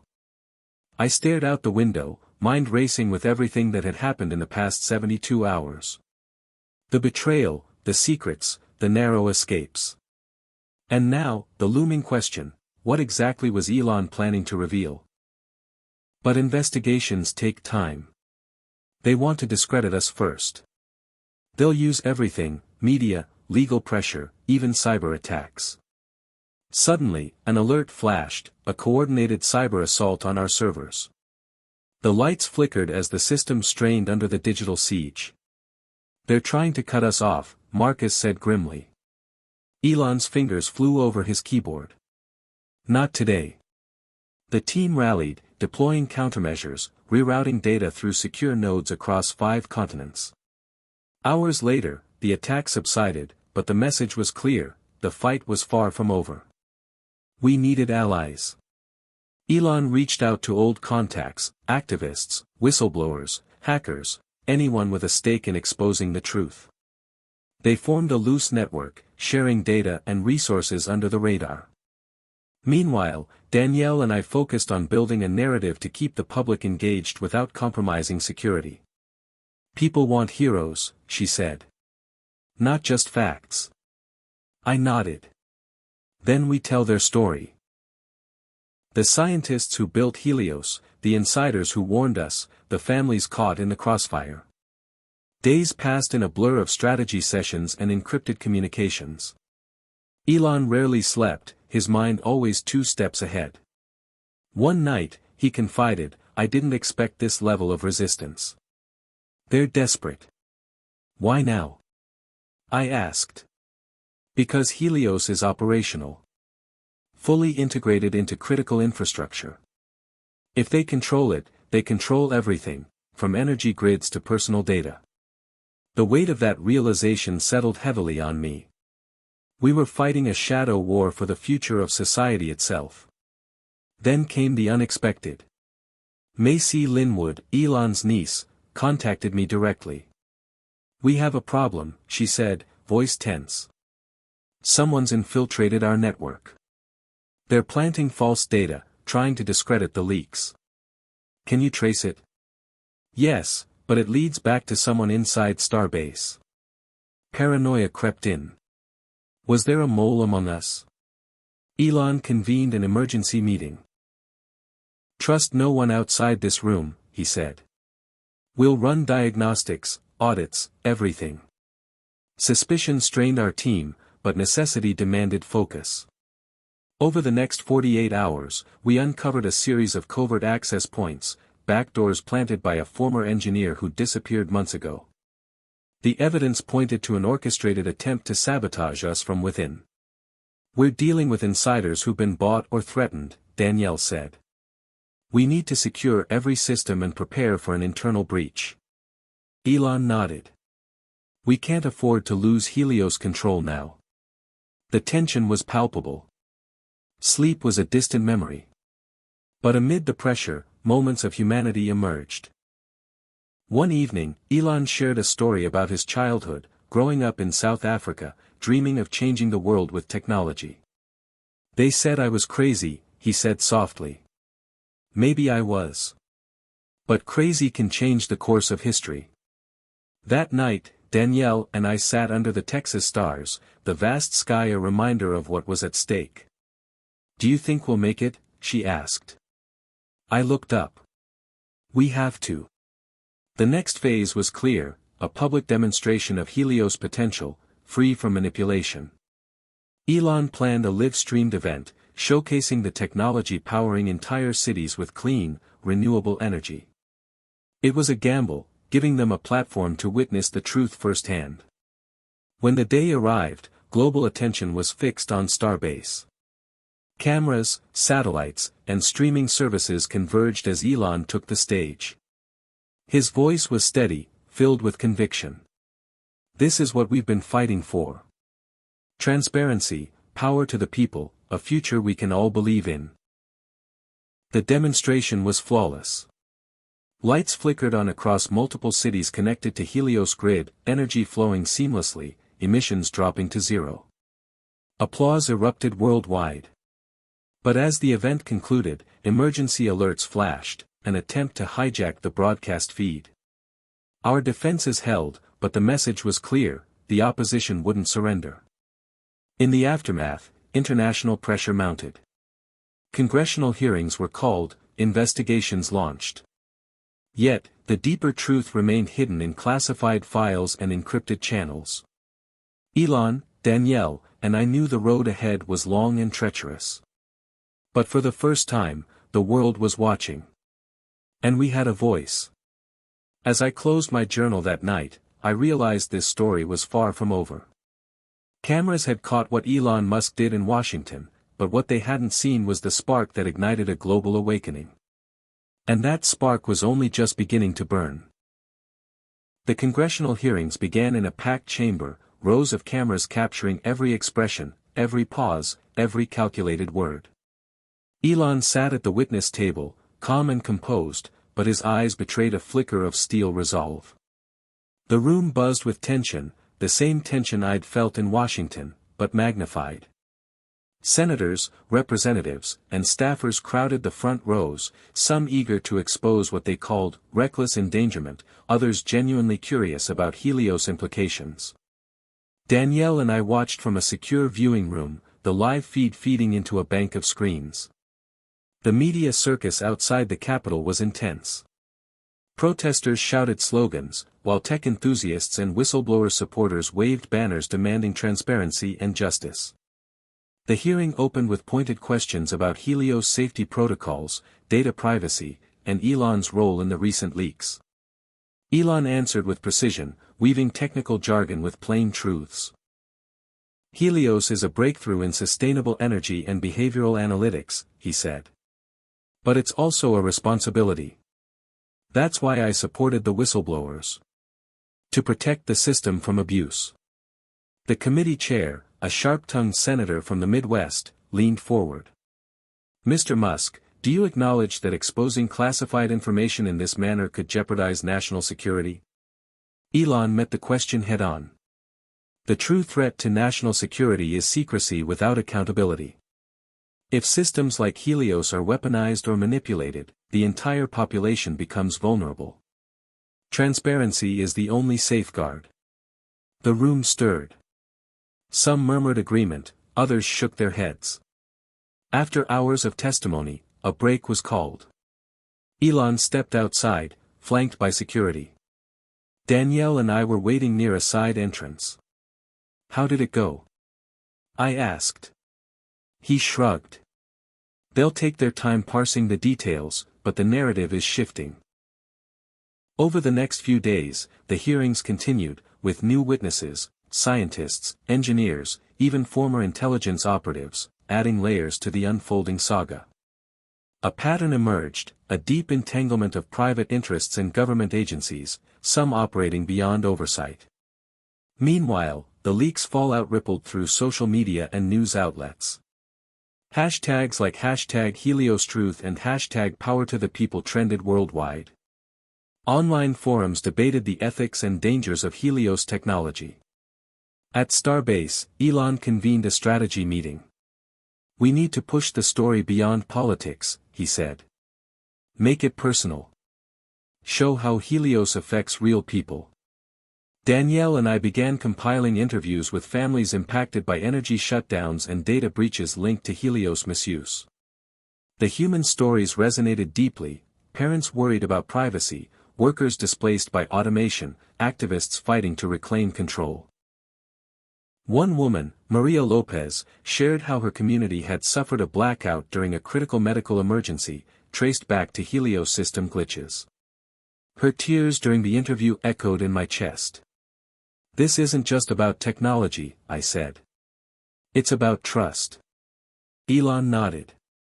And trust is earned, not demanded. Despite the mounting pressure, not everyone was convinced. Powerful interests worked behind the scenes to discredit the broadcast, leak forged documents, and sow doubt. Anonymous op-eds questioned Elon's motives. Is he a visionary or a dangerous opportunist?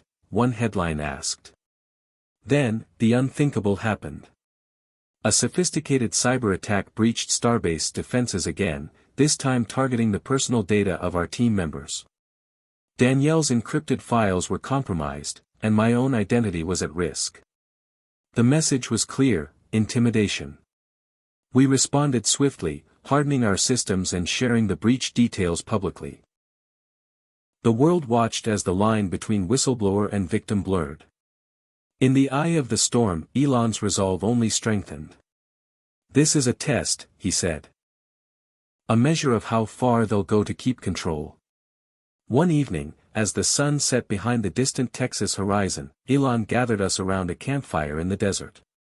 The firelight danced on his face, revealing the exhaustion beneath his steely exterior. I came here chasing dreams of Mars and clean energy, he said quietly. But this fight for truth, is harder than any rocket launch. Danielle and I exchanged looks. We had signed up for a story about technology and power, but it had become a story about humanity, fear, courage, sacrifice. As the flames flickered and the stars appeared overhead, I felt a strange sense of hope. Cameras had caught Elon Musk's controversial moments in Washington, but what they didn't catch was the man behind the headlines, the man risking everything to rewrite the rules of power. And for better or worse, the world was watching. The pressure was mounting like a storm on the horizon, and Starbase felt the weight of every eye turned toward it. Days blended into nights with barely a pause, every second spent scanning networks, monitoring responses, and planning the next move. Elon's vision had sparked a wildfire, and the blaze wasn't just about technology anymore, it was about trust, power, and the future of freedom. I sat at the control console, eyes glued to the screen as lines of code and data scrolled past. Danielle stood beside me, her expression grim but resolute. They're increasing their attacks, she said quietly. We're seeing coordinated strikes from multiple vectors, state actors, private contractors, even hacktivists trying to exploit the chaos. The irony wasn't lost on me. In our fight to expose manipulation, we become a target for nearly every side of the conflict. Elon entered the room, a blur of energy despite the exhaustion that tugged at his face. "Status report," he demanded, voice steady but urgent. I summarized the situation, emphasizing the complexity of the assaults and the need for broader alliances. "We need more than tech defenses," I said. "We need people, trusted allies who can help us spread the truth and protect the network." Elon nodded. "I've been reaching out. There are groups willing to help.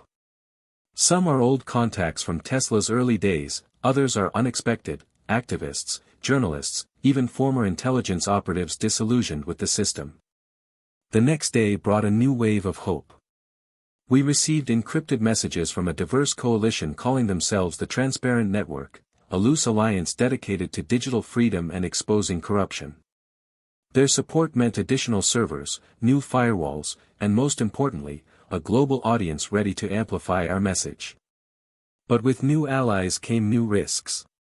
During a secured video call, one member warned us, "Be cautious. Our enemies are embedded everywhere. You never know who might be listening." The paranoia crept in quickly. Trust was a scarce commodity. At the same time, Elon pressed forward with plans for a second major public reveal, this time focusing on Helios' potential for renewable energy independence. The goal: inspire the public to demand accountability and transparency from their leaders. "We have to show them what's possible," Elon said, "not just what's wrong." The countdown to the event was nerve-wracking. Starbase buzzed with preparations, security tightened, and the world held its breath. On the day of the broadcast, global viewership shattered records.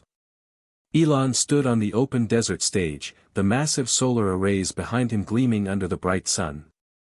"Today, we're not just unveiling technology," he announced. "We're unveiling a future where energy belongs to the people, not the powerful." As Helios-powered grids lit up across cities and towns live on screen, cheers erupted worldwide. But just as the broadcast reached its crescendo, something unexpected happened. A sudden blackout in several connected areas. Panic rippled through the audience, and the feed briefly cut to static. Backstage, Elon's team scrambled to diagnose the problem. Danielle and I watched the chaos unfold, our hearts pounding. Minutes later, Elon returned to the screen, face calm but determined. "What you witnessed was an attempt to disrupt the truth. But the future cannot be dimmed by fear or sabotage." The broadcast resumed, the power surging back with renewed vigor, lighting up even more regions. The moment was electric, a powerful symbol of resilience in the face of adversity. In the days that followed, the blackout was investigated and traced back to a covert operation aimed at undermining Helios' credibility. Yet, the attempt backfired, galvanizing public support and intensifying scrutiny on those opposed to transparency. At Starbase, Elon and his team reviewed the fallout. "They're desperate," he said. "But desperation breeds mistakes." As the campaign gained momentum, so did the backlash. Legal challenges appeared, accusations flew, and anonymous threats escalated. Danielle received messages warning her to step away or face consequences. I found my own online presence flooded with harassment. But through it all, the team grew tighter, united by a shared mission. Elon's leadership was both inspiring and daunting. One late night, exhausted and frustrated, I asked him, "How do you keep going when everything's against you?" He looked at me, eyes reflecting the harsh desert light from the window.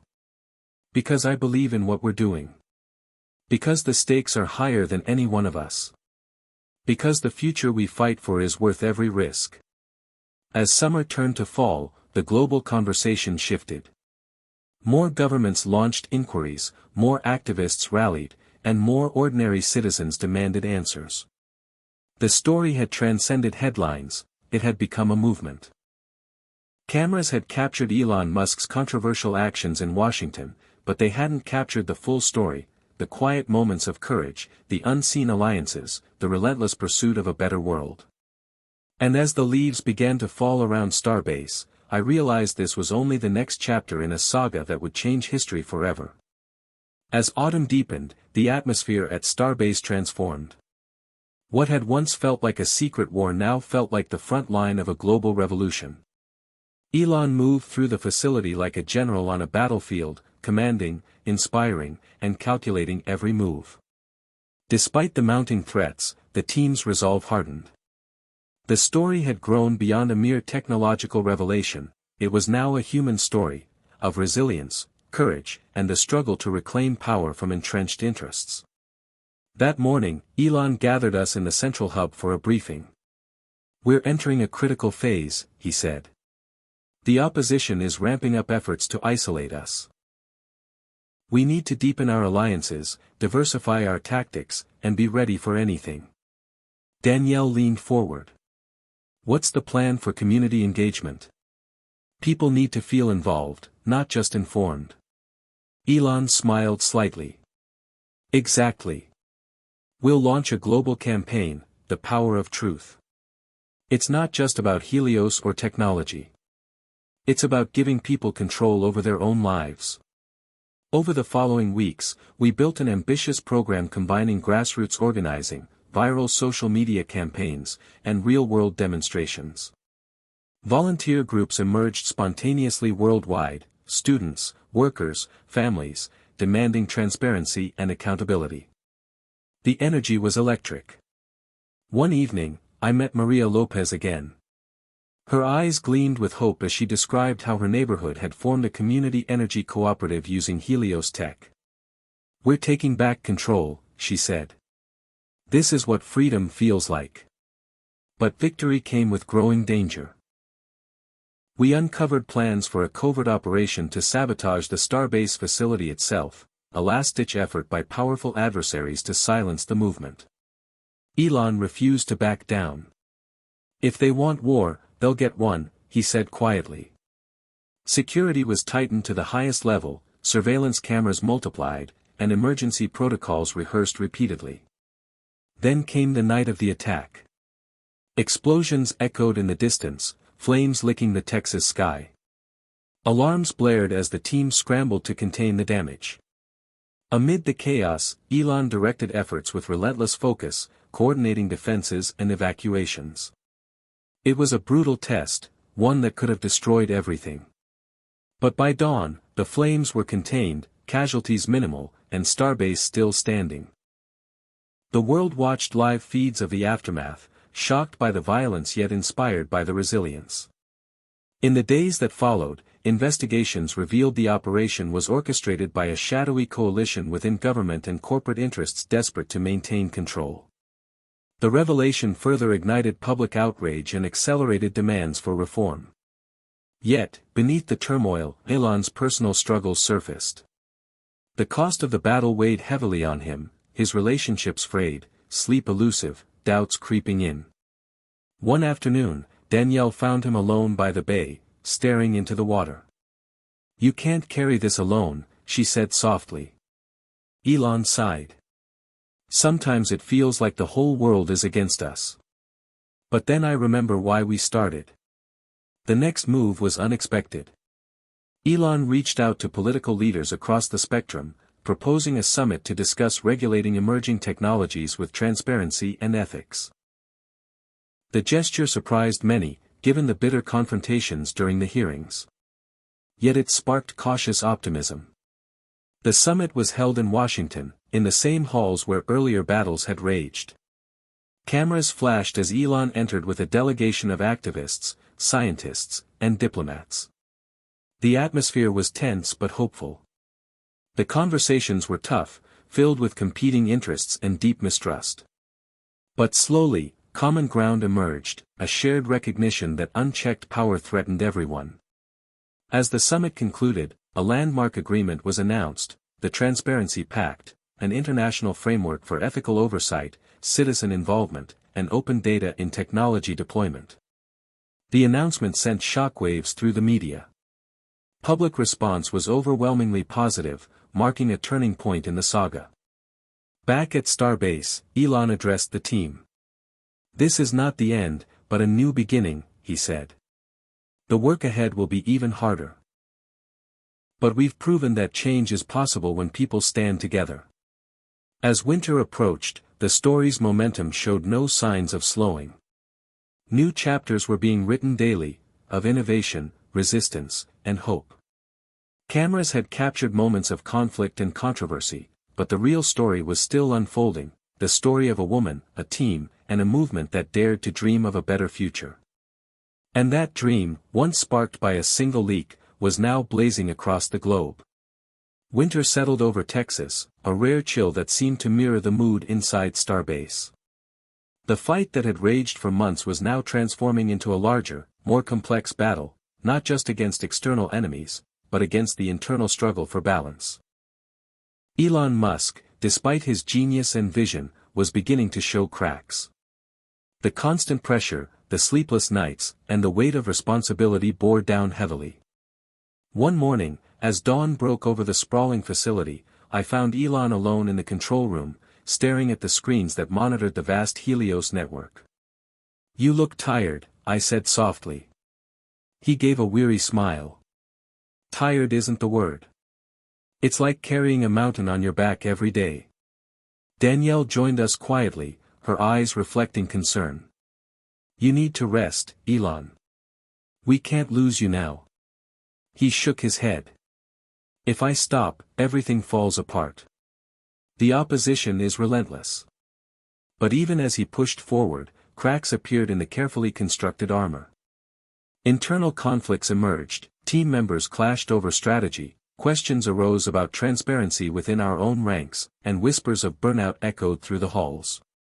The man who had once seemed unstoppable now faced battles on multiple fronts.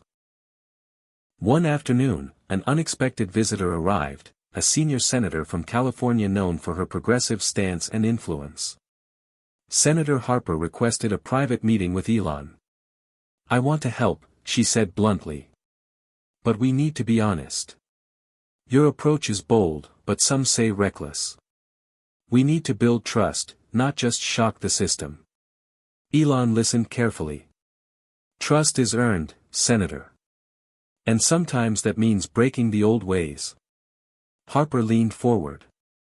"Breaking is one thing. Rebuilding is another. You have the vision, but you need allies. Real ones." That meeting marked a turning point. Elon began to open dialogues with previously skeptical lawmakers, civil rights groups, and ethical watchdogs. The goal was to transform Helios from a symbol of controversy to a beacon of responsible innovation. Meanwhile, Danielle and I worked on documenting the human stories behind the technology, stories of struggle, hope, and transformation. We interviewed Maria Lopez again, who now led a community initiative training locals in renewable energy management. "We're not just consumers anymore," she said. "We're partners in building a future." But the opposition was far from defeated. Leaks continued, misinformation spread, and powerful players maneuvered to undermine the progress. One particularly damaging revelation accused Elon of manipulating data to sway public opinion. The accusation hit hard. Public trust wavered, and for a moment, the movement seemed fragile. Elon convened an emergency press conference.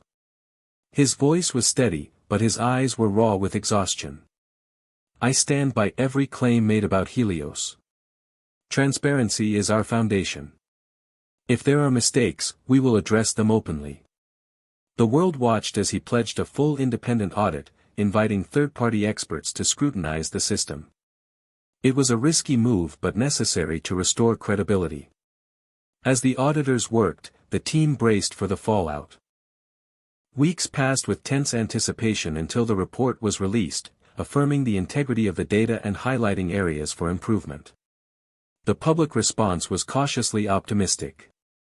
The crisis had been weathered, but the lesson was clear: openness and accountability were non-negotiable. Elon began to delegate more, recognizing the importance of shared leadership. Danielle stepped up, coordinating outreach and education programs that brought Helios technology to underserved communities nationwide. Her passion and empathy connected deeply with people, turning skeptics into believers. I documented these changes, seeing firsthand how the movement matured from raw idealism into structured action. The personal cost, however, remained high. Elon's relationship strained under the relentless spotlight. His niece Macy, once a fierce ally, pulled away, worried about the dangers. Friends questioned if the price was too great. One night, Elon confided in me, "I wonder if I'm losing myself in this fight. But then I think about what we've built, the people who believe, and I can't stop." As winter gave way to early spring, a fragile hope blossomed. The Transparency Pact gained new signatories, and global interest surged. The cameras had captured moments of controversy, but now they caught stories of healing, growth, and the hard-earned promise of a better tomorrow. And amid the chaos and conflict, a woman who once only sought to tell a story found herself part of one, a story that was still unfolding, unpredictable, and utterly human. Spring brought a fresh sense of possibility to Starbase, but the calm was deceptive. Beneath the surface, forces both seen and unseen continued to swirl in a complex web of power, influence, and uncertainty. Elon Musk, now tempered by months of conflict, was evolving. The man who once charged headlong into battle now balanced vision with caution, innovation with diplomacy. The public had grown to see Helios not just as a technological marvel, but as a symbol, a test of how far society was willing to go for transparency and control over its own future. That morning, Elon invited me and Danielle for a walk through the solar array fields, the giant panels gleaming like mirrors under the bright Texas sun. "It's easy to forget why we started this," he said, eyes scanning the horizon. "Not for headlines, not for politics. For people. For freedom." Danielle nodded. "The story has changed, but the stakes haven't." Our steps slowed as we talked about the next phase, expanding Helios to rural and underserved areas, where energy scarcity was a daily struggle. "If we can show real, tangible benefits," Elon said, "we win hearts and minds." The community initiatives blossomed quickly. In small towns across America, Helios-powered microgrids began to take shape. Farmers, shop owners, and families found new hope in stable energy, in data they could access and control. One afternoon, I accompanied Danielle to a rural Tennessee town where residents gathered to celebrate the launch of a Helios cooperative. The sense of pride was palpable. "This changes everything," said James, a local electrician. "For once, the power's in our hands." But success brought new challenges. The old powers weren't ready to relinquish control. Lobbyists flooded Washington, pushing back against regulations that threatened profits. Disinformation campaigns targeted Helios users, sowing fear and doubt. Elon faced a new kind of battle, a battle for public perception, fought not just with facts, but with emotion and narrative. To combat this, he spearheaded an initiative to humanize the technology, sharing stories like Maria's and James's directly through media and social platforms. The message was clear: Helios was about people, communities, and the future, not just machines. In parallel, Danielle and I worked on a documentary chronicling these journeys, capturing faces and voices that represented the new wave of empowerment. The project resonated deeply, attracting attention far beyond tech circles. Yet, even as the movement gained strength, undercurrents of tension remained. Internal debates about privacy, ethics, and control sparked heated discussions within the team. Elon encouraged open dialogue but stressed the importance of unity. "We can't afford fractures now," he said. "Our strength is in our shared purpose." Meanwhile, whispers of a new player entered the scene, a billionaire rival with vast political connections and a private security force. This figure, shrouded in mystery, seemed intent on disrupting the progress of Helios through covert means. The team's cybersecurity experts identified sophisticated cyber attacks traced back to unknown sources, raising alarms about an escalation in the shadow war. One evening, during a late-night strategy session, Elon revealed he had received a cryptic message warning him to back down or face consequences. The tone was chilling, but Elon's response was firm. "I'm not scared of threats. The truth is bigger than fear." As spring ripened into early summer, the movement faced its biggest test yet. A nationwide coordinated campaign targeted key Helios infrastructure, causing temporary outages and widespread confusion. The media frenzy that followed threatened to undo months of progress. In response, Elon called for a national broadcast, directly addressing the American people. Standing before a massive Helios display, he spoke not just as a CEO but as a citizen. "We are at a crossroads. We can choose fear and division, or hope and unity. Helios represents the power to take control of our future. It is not a weapon to be feared, but a tool to be embraced." The broadcast resonated deeply. Communities rallied, volunteers mobilized, and a renewed wave of support surged. Behind the scenes, alliances forged in the crucible of conflict grew stronger. Lawmakers, activists, scientists, and everyday citizens united around a shared vision. The cameras caught these moments of triumph and struggle, but the true story was far richer, woven with courage, sacrifice, and the enduring human spirit. In the quiet moments, Elon confided in Danielle and me about the toll of leadership. "There's a loneliness to this path," he admitted. "But it's a burden I carry willingly. Because I believe in the future we're building." As the sun set over Starbase, casting long shadows across the desert, I realized this story, once a headline, a controversy, a scandal, had become a living, breathing movement. It was a story about power and control, yes, but more importantly, about hope. Cameras had caught what Elon Musk did in Washington, but they only told part of the story. The rest was in the hearts of millions fighting for a better tomorrow. Summer's heat baked the Texas desert, but inside Starbase, the atmosphere was electric with anticipation and tension. After months of relentless pressure, the movement around Helios had reached a tipping point. The narrative had shifted dramatically, from skepticism and fear to hope and tangible progress. Yet beneath the surface, the fight for control continued, complex and unyielding. Elon Musk had grown into his role as not just an innovator but a reluctant statesman, navigating political minefields with growing skill. One afternoon, as the sun cast long shadows across the solar arrays, Elon called a team meeting in the main hall. "We've made incredible strides," he began, voice steady but intense. "But the battle is far from over. We need to scale Helios globally, to bring power and transparency to the world's forgotten places." Danielle and I exchanged looks. Expansion meant new challenges, cultural, political, logistical. But it was also the logical next step. Elon continued, "I want us to partner with international organizations, NGOs, and governments willing to embrace this vision. But we'll also face opposition on a much larger stage." The weeks that followed were a whirlwind of diplomacy, strategy, and outreach. Starbase buzzed with activity as teams prepared proposals, coordinated with allies worldwide, and monitored opposition movements. The narrative surrounding Helios evolved into a symbol of global empowerment, resonating especially in regions plagued by energy poverty and corruption. In a small village in Africa, Helios-powered microgrids were transforming lives. I spoke via satellite link to Amina, a local teacher. "We have light at night," she said, her voice full of hope. "Children can study.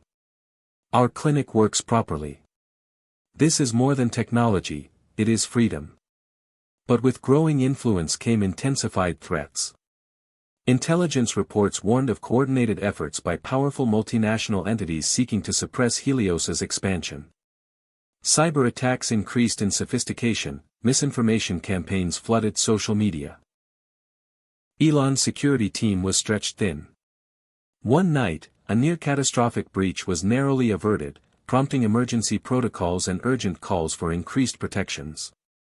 The tension weighed heavily on the team, but Elon remained resolute.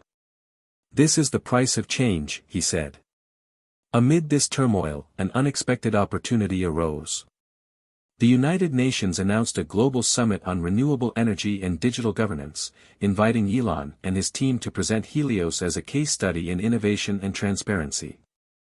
The announcement sparked a media frenzy.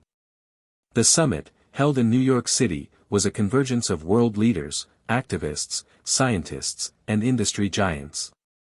Cameras swarmed as Elon entered the Grand Hall, flanked by Danielle and other key team members. His speech was both a call to action and a declaration of hope. "We stand at a crossroads," he said. "Technology can divide or unite us. Helios is proof that with transparency and collaboration, we can build a future where energy is a right, not a privilege." The presentation received standing ovations and sparked lively debates.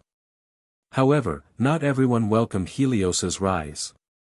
Lobbyists and powerful corporations mounted a fierce pushback behind closed doors, attempting to stall adoption and regulation. Yet the summit marked a turning point. Helios had entered the global stage. Returning to Starbase, the team was buoyed but vigilant. Elon emphasized that the next phase would demand patience, adaptability, and unity. Meanwhile, Danielle spearheaded outreach efforts to educate communities about their new rights and responsibilities under the emerging system. The documentary project I was working on gained international interest, showcasing stories from across continents, of resilience, innovation, and the universal desire for control over one's destiny. As the movement grew, so did the personal stakes.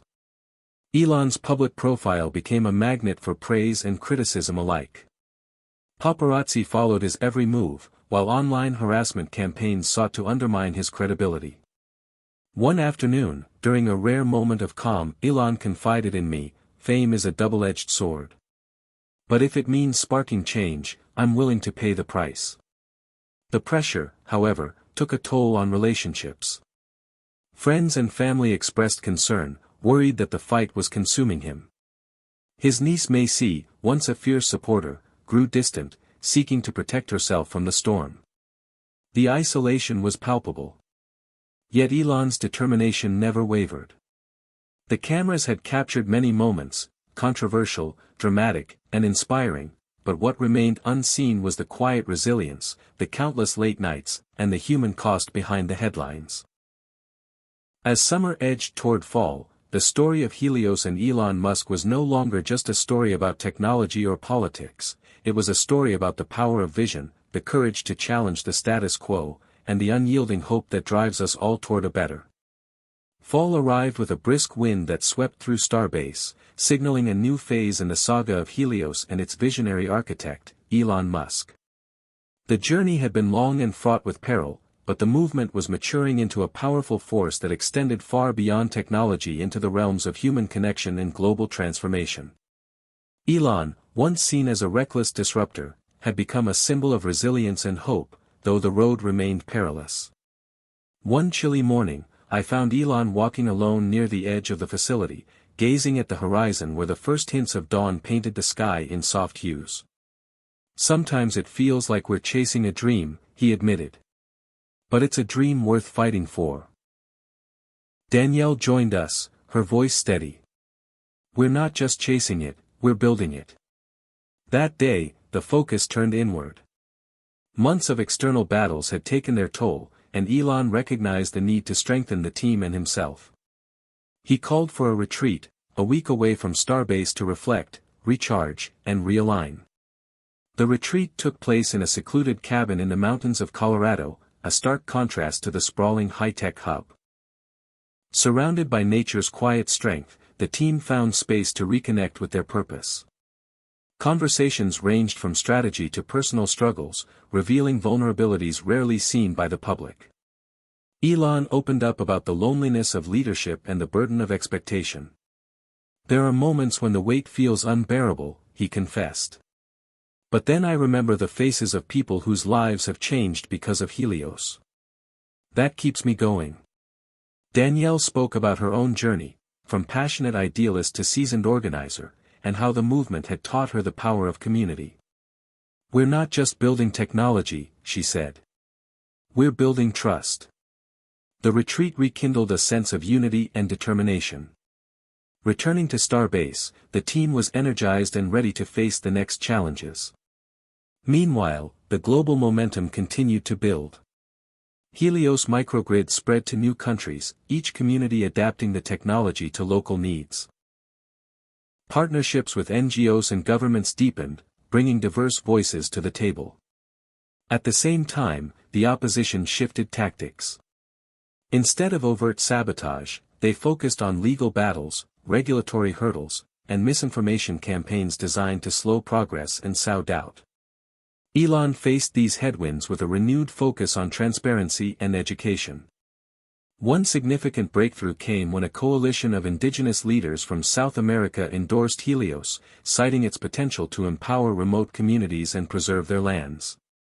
Their support added moral weight to the movement and underscored the universal desire for self-determination.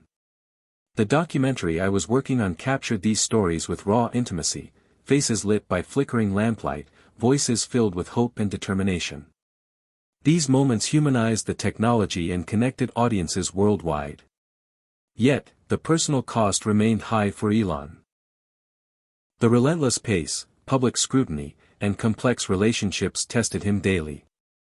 One evening, during a rare quiet moment, Danielle and I found him in the observation deck, staring at the stars. "Do you ever wonder what life would be like if you'd chosen a different path?" Danielle asked gently. Elon smiled faintly. "Every day. But then I think about the impact we're making. That gives me purpose." As fall deepened, a surprise development shook the movement. A whistleblower within the opposition leaked internal documents revealing corrupt schemes to discredit Helios and Elon personally.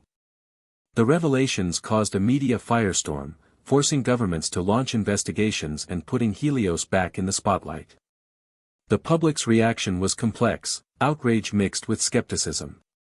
Elon seized the moment to call for reform and unity, emphasizing the importance of integrity in the face of adversity. The cameras captured the drama, but also moments of vulnerability and resolve. The story was no longer just about technology or power, it was about the human spirit's capacity to fight for truth and justice. As November's cold winds swept across Starbase, the movement prepared for its next chapter, one defined by hard-won wisdom, deeper connections, and the unshakable belief that change, however difficult, was possible. Cameras had caught much of what Elon Musk did in Washington, but the true story was still unfolding, in the hearts of those daring to dream and build a better world. The final stretch of the year descended upon Starbase like a silent storm, heavy with anticipation and the promise of change. Elon Musk stood at a crossroads, not just in his mission with Helios, but in his own life. The journey that had begun with bold ambition and controversy was reaching a critical point. The movement had galvanized millions, yet opposition still lingered like a shadow, testing resolve and unity. One cold December morning, Elon gathered the core team for what he called the reckoning. The room buzzed with nervous energy. "We've come far," he began, "but the real test is ahead. We must prove that transparency, community, and innovation can overcome fear and greed." Danielle looked around at the faces, tired but determined. "It's time to take Helios public on a new level," Elon said. "Not just in technology, but in governance.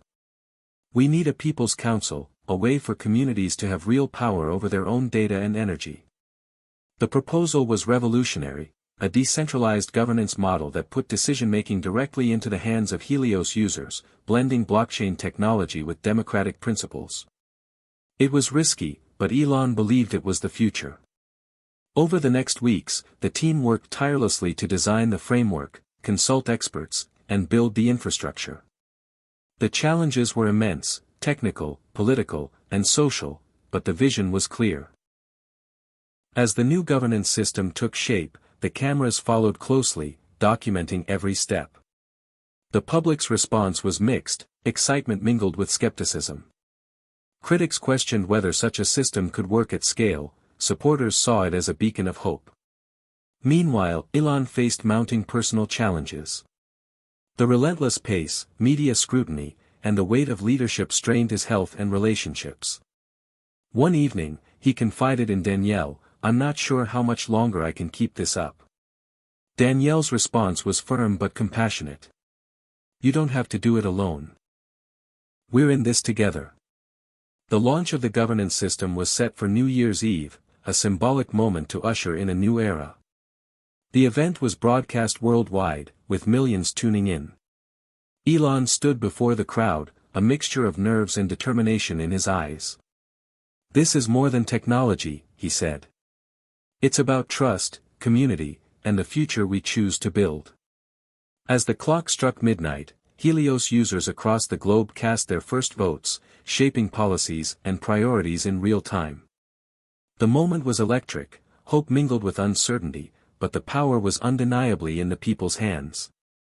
In the days that followed, the new system faced tests, technical glitches, debates, and even attempts at manipulation. But the community responded with resilience and creativity, demonstrating a commitment to transparency and fairness. Elon watched these developments with a mixture of pride and relief. The cameras caught moments of chaos and triumph, but behind the scenes, a deeper transformation was unfolding, a shift in how power, responsibility, and hope intersected. As the year closed, Elon took a rare moment to reflect. Surrounded by friends and allies, he spoke quietly, "We've built something fragile yet strong. It's imperfect, but it's ours." Danielle smiled, "And it's only the beginning." The story that had captivated the world was far from over. Cameras had caught what Elon Musk did in Washington, but the true impact lay beyond the headlines, in the hearts of millions daring to reclaim their future. Winter's chill settled over Starbase, yet inside, the warmth of determination and hope burned brighter than ever.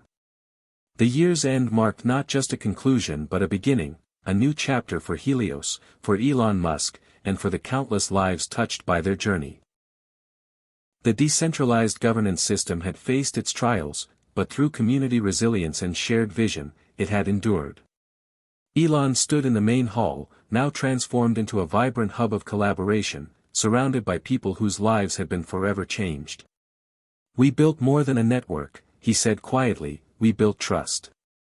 The past months had been a crucible, testing every ideal Elon held. The journey had forced him to confront fears, to sacrifice personal comfort, and to embrace the messy, beautiful complexity of human connection. Danielle's presence was a steady anchor through it all, her unwavering belief in people and purpose a constant source of strength.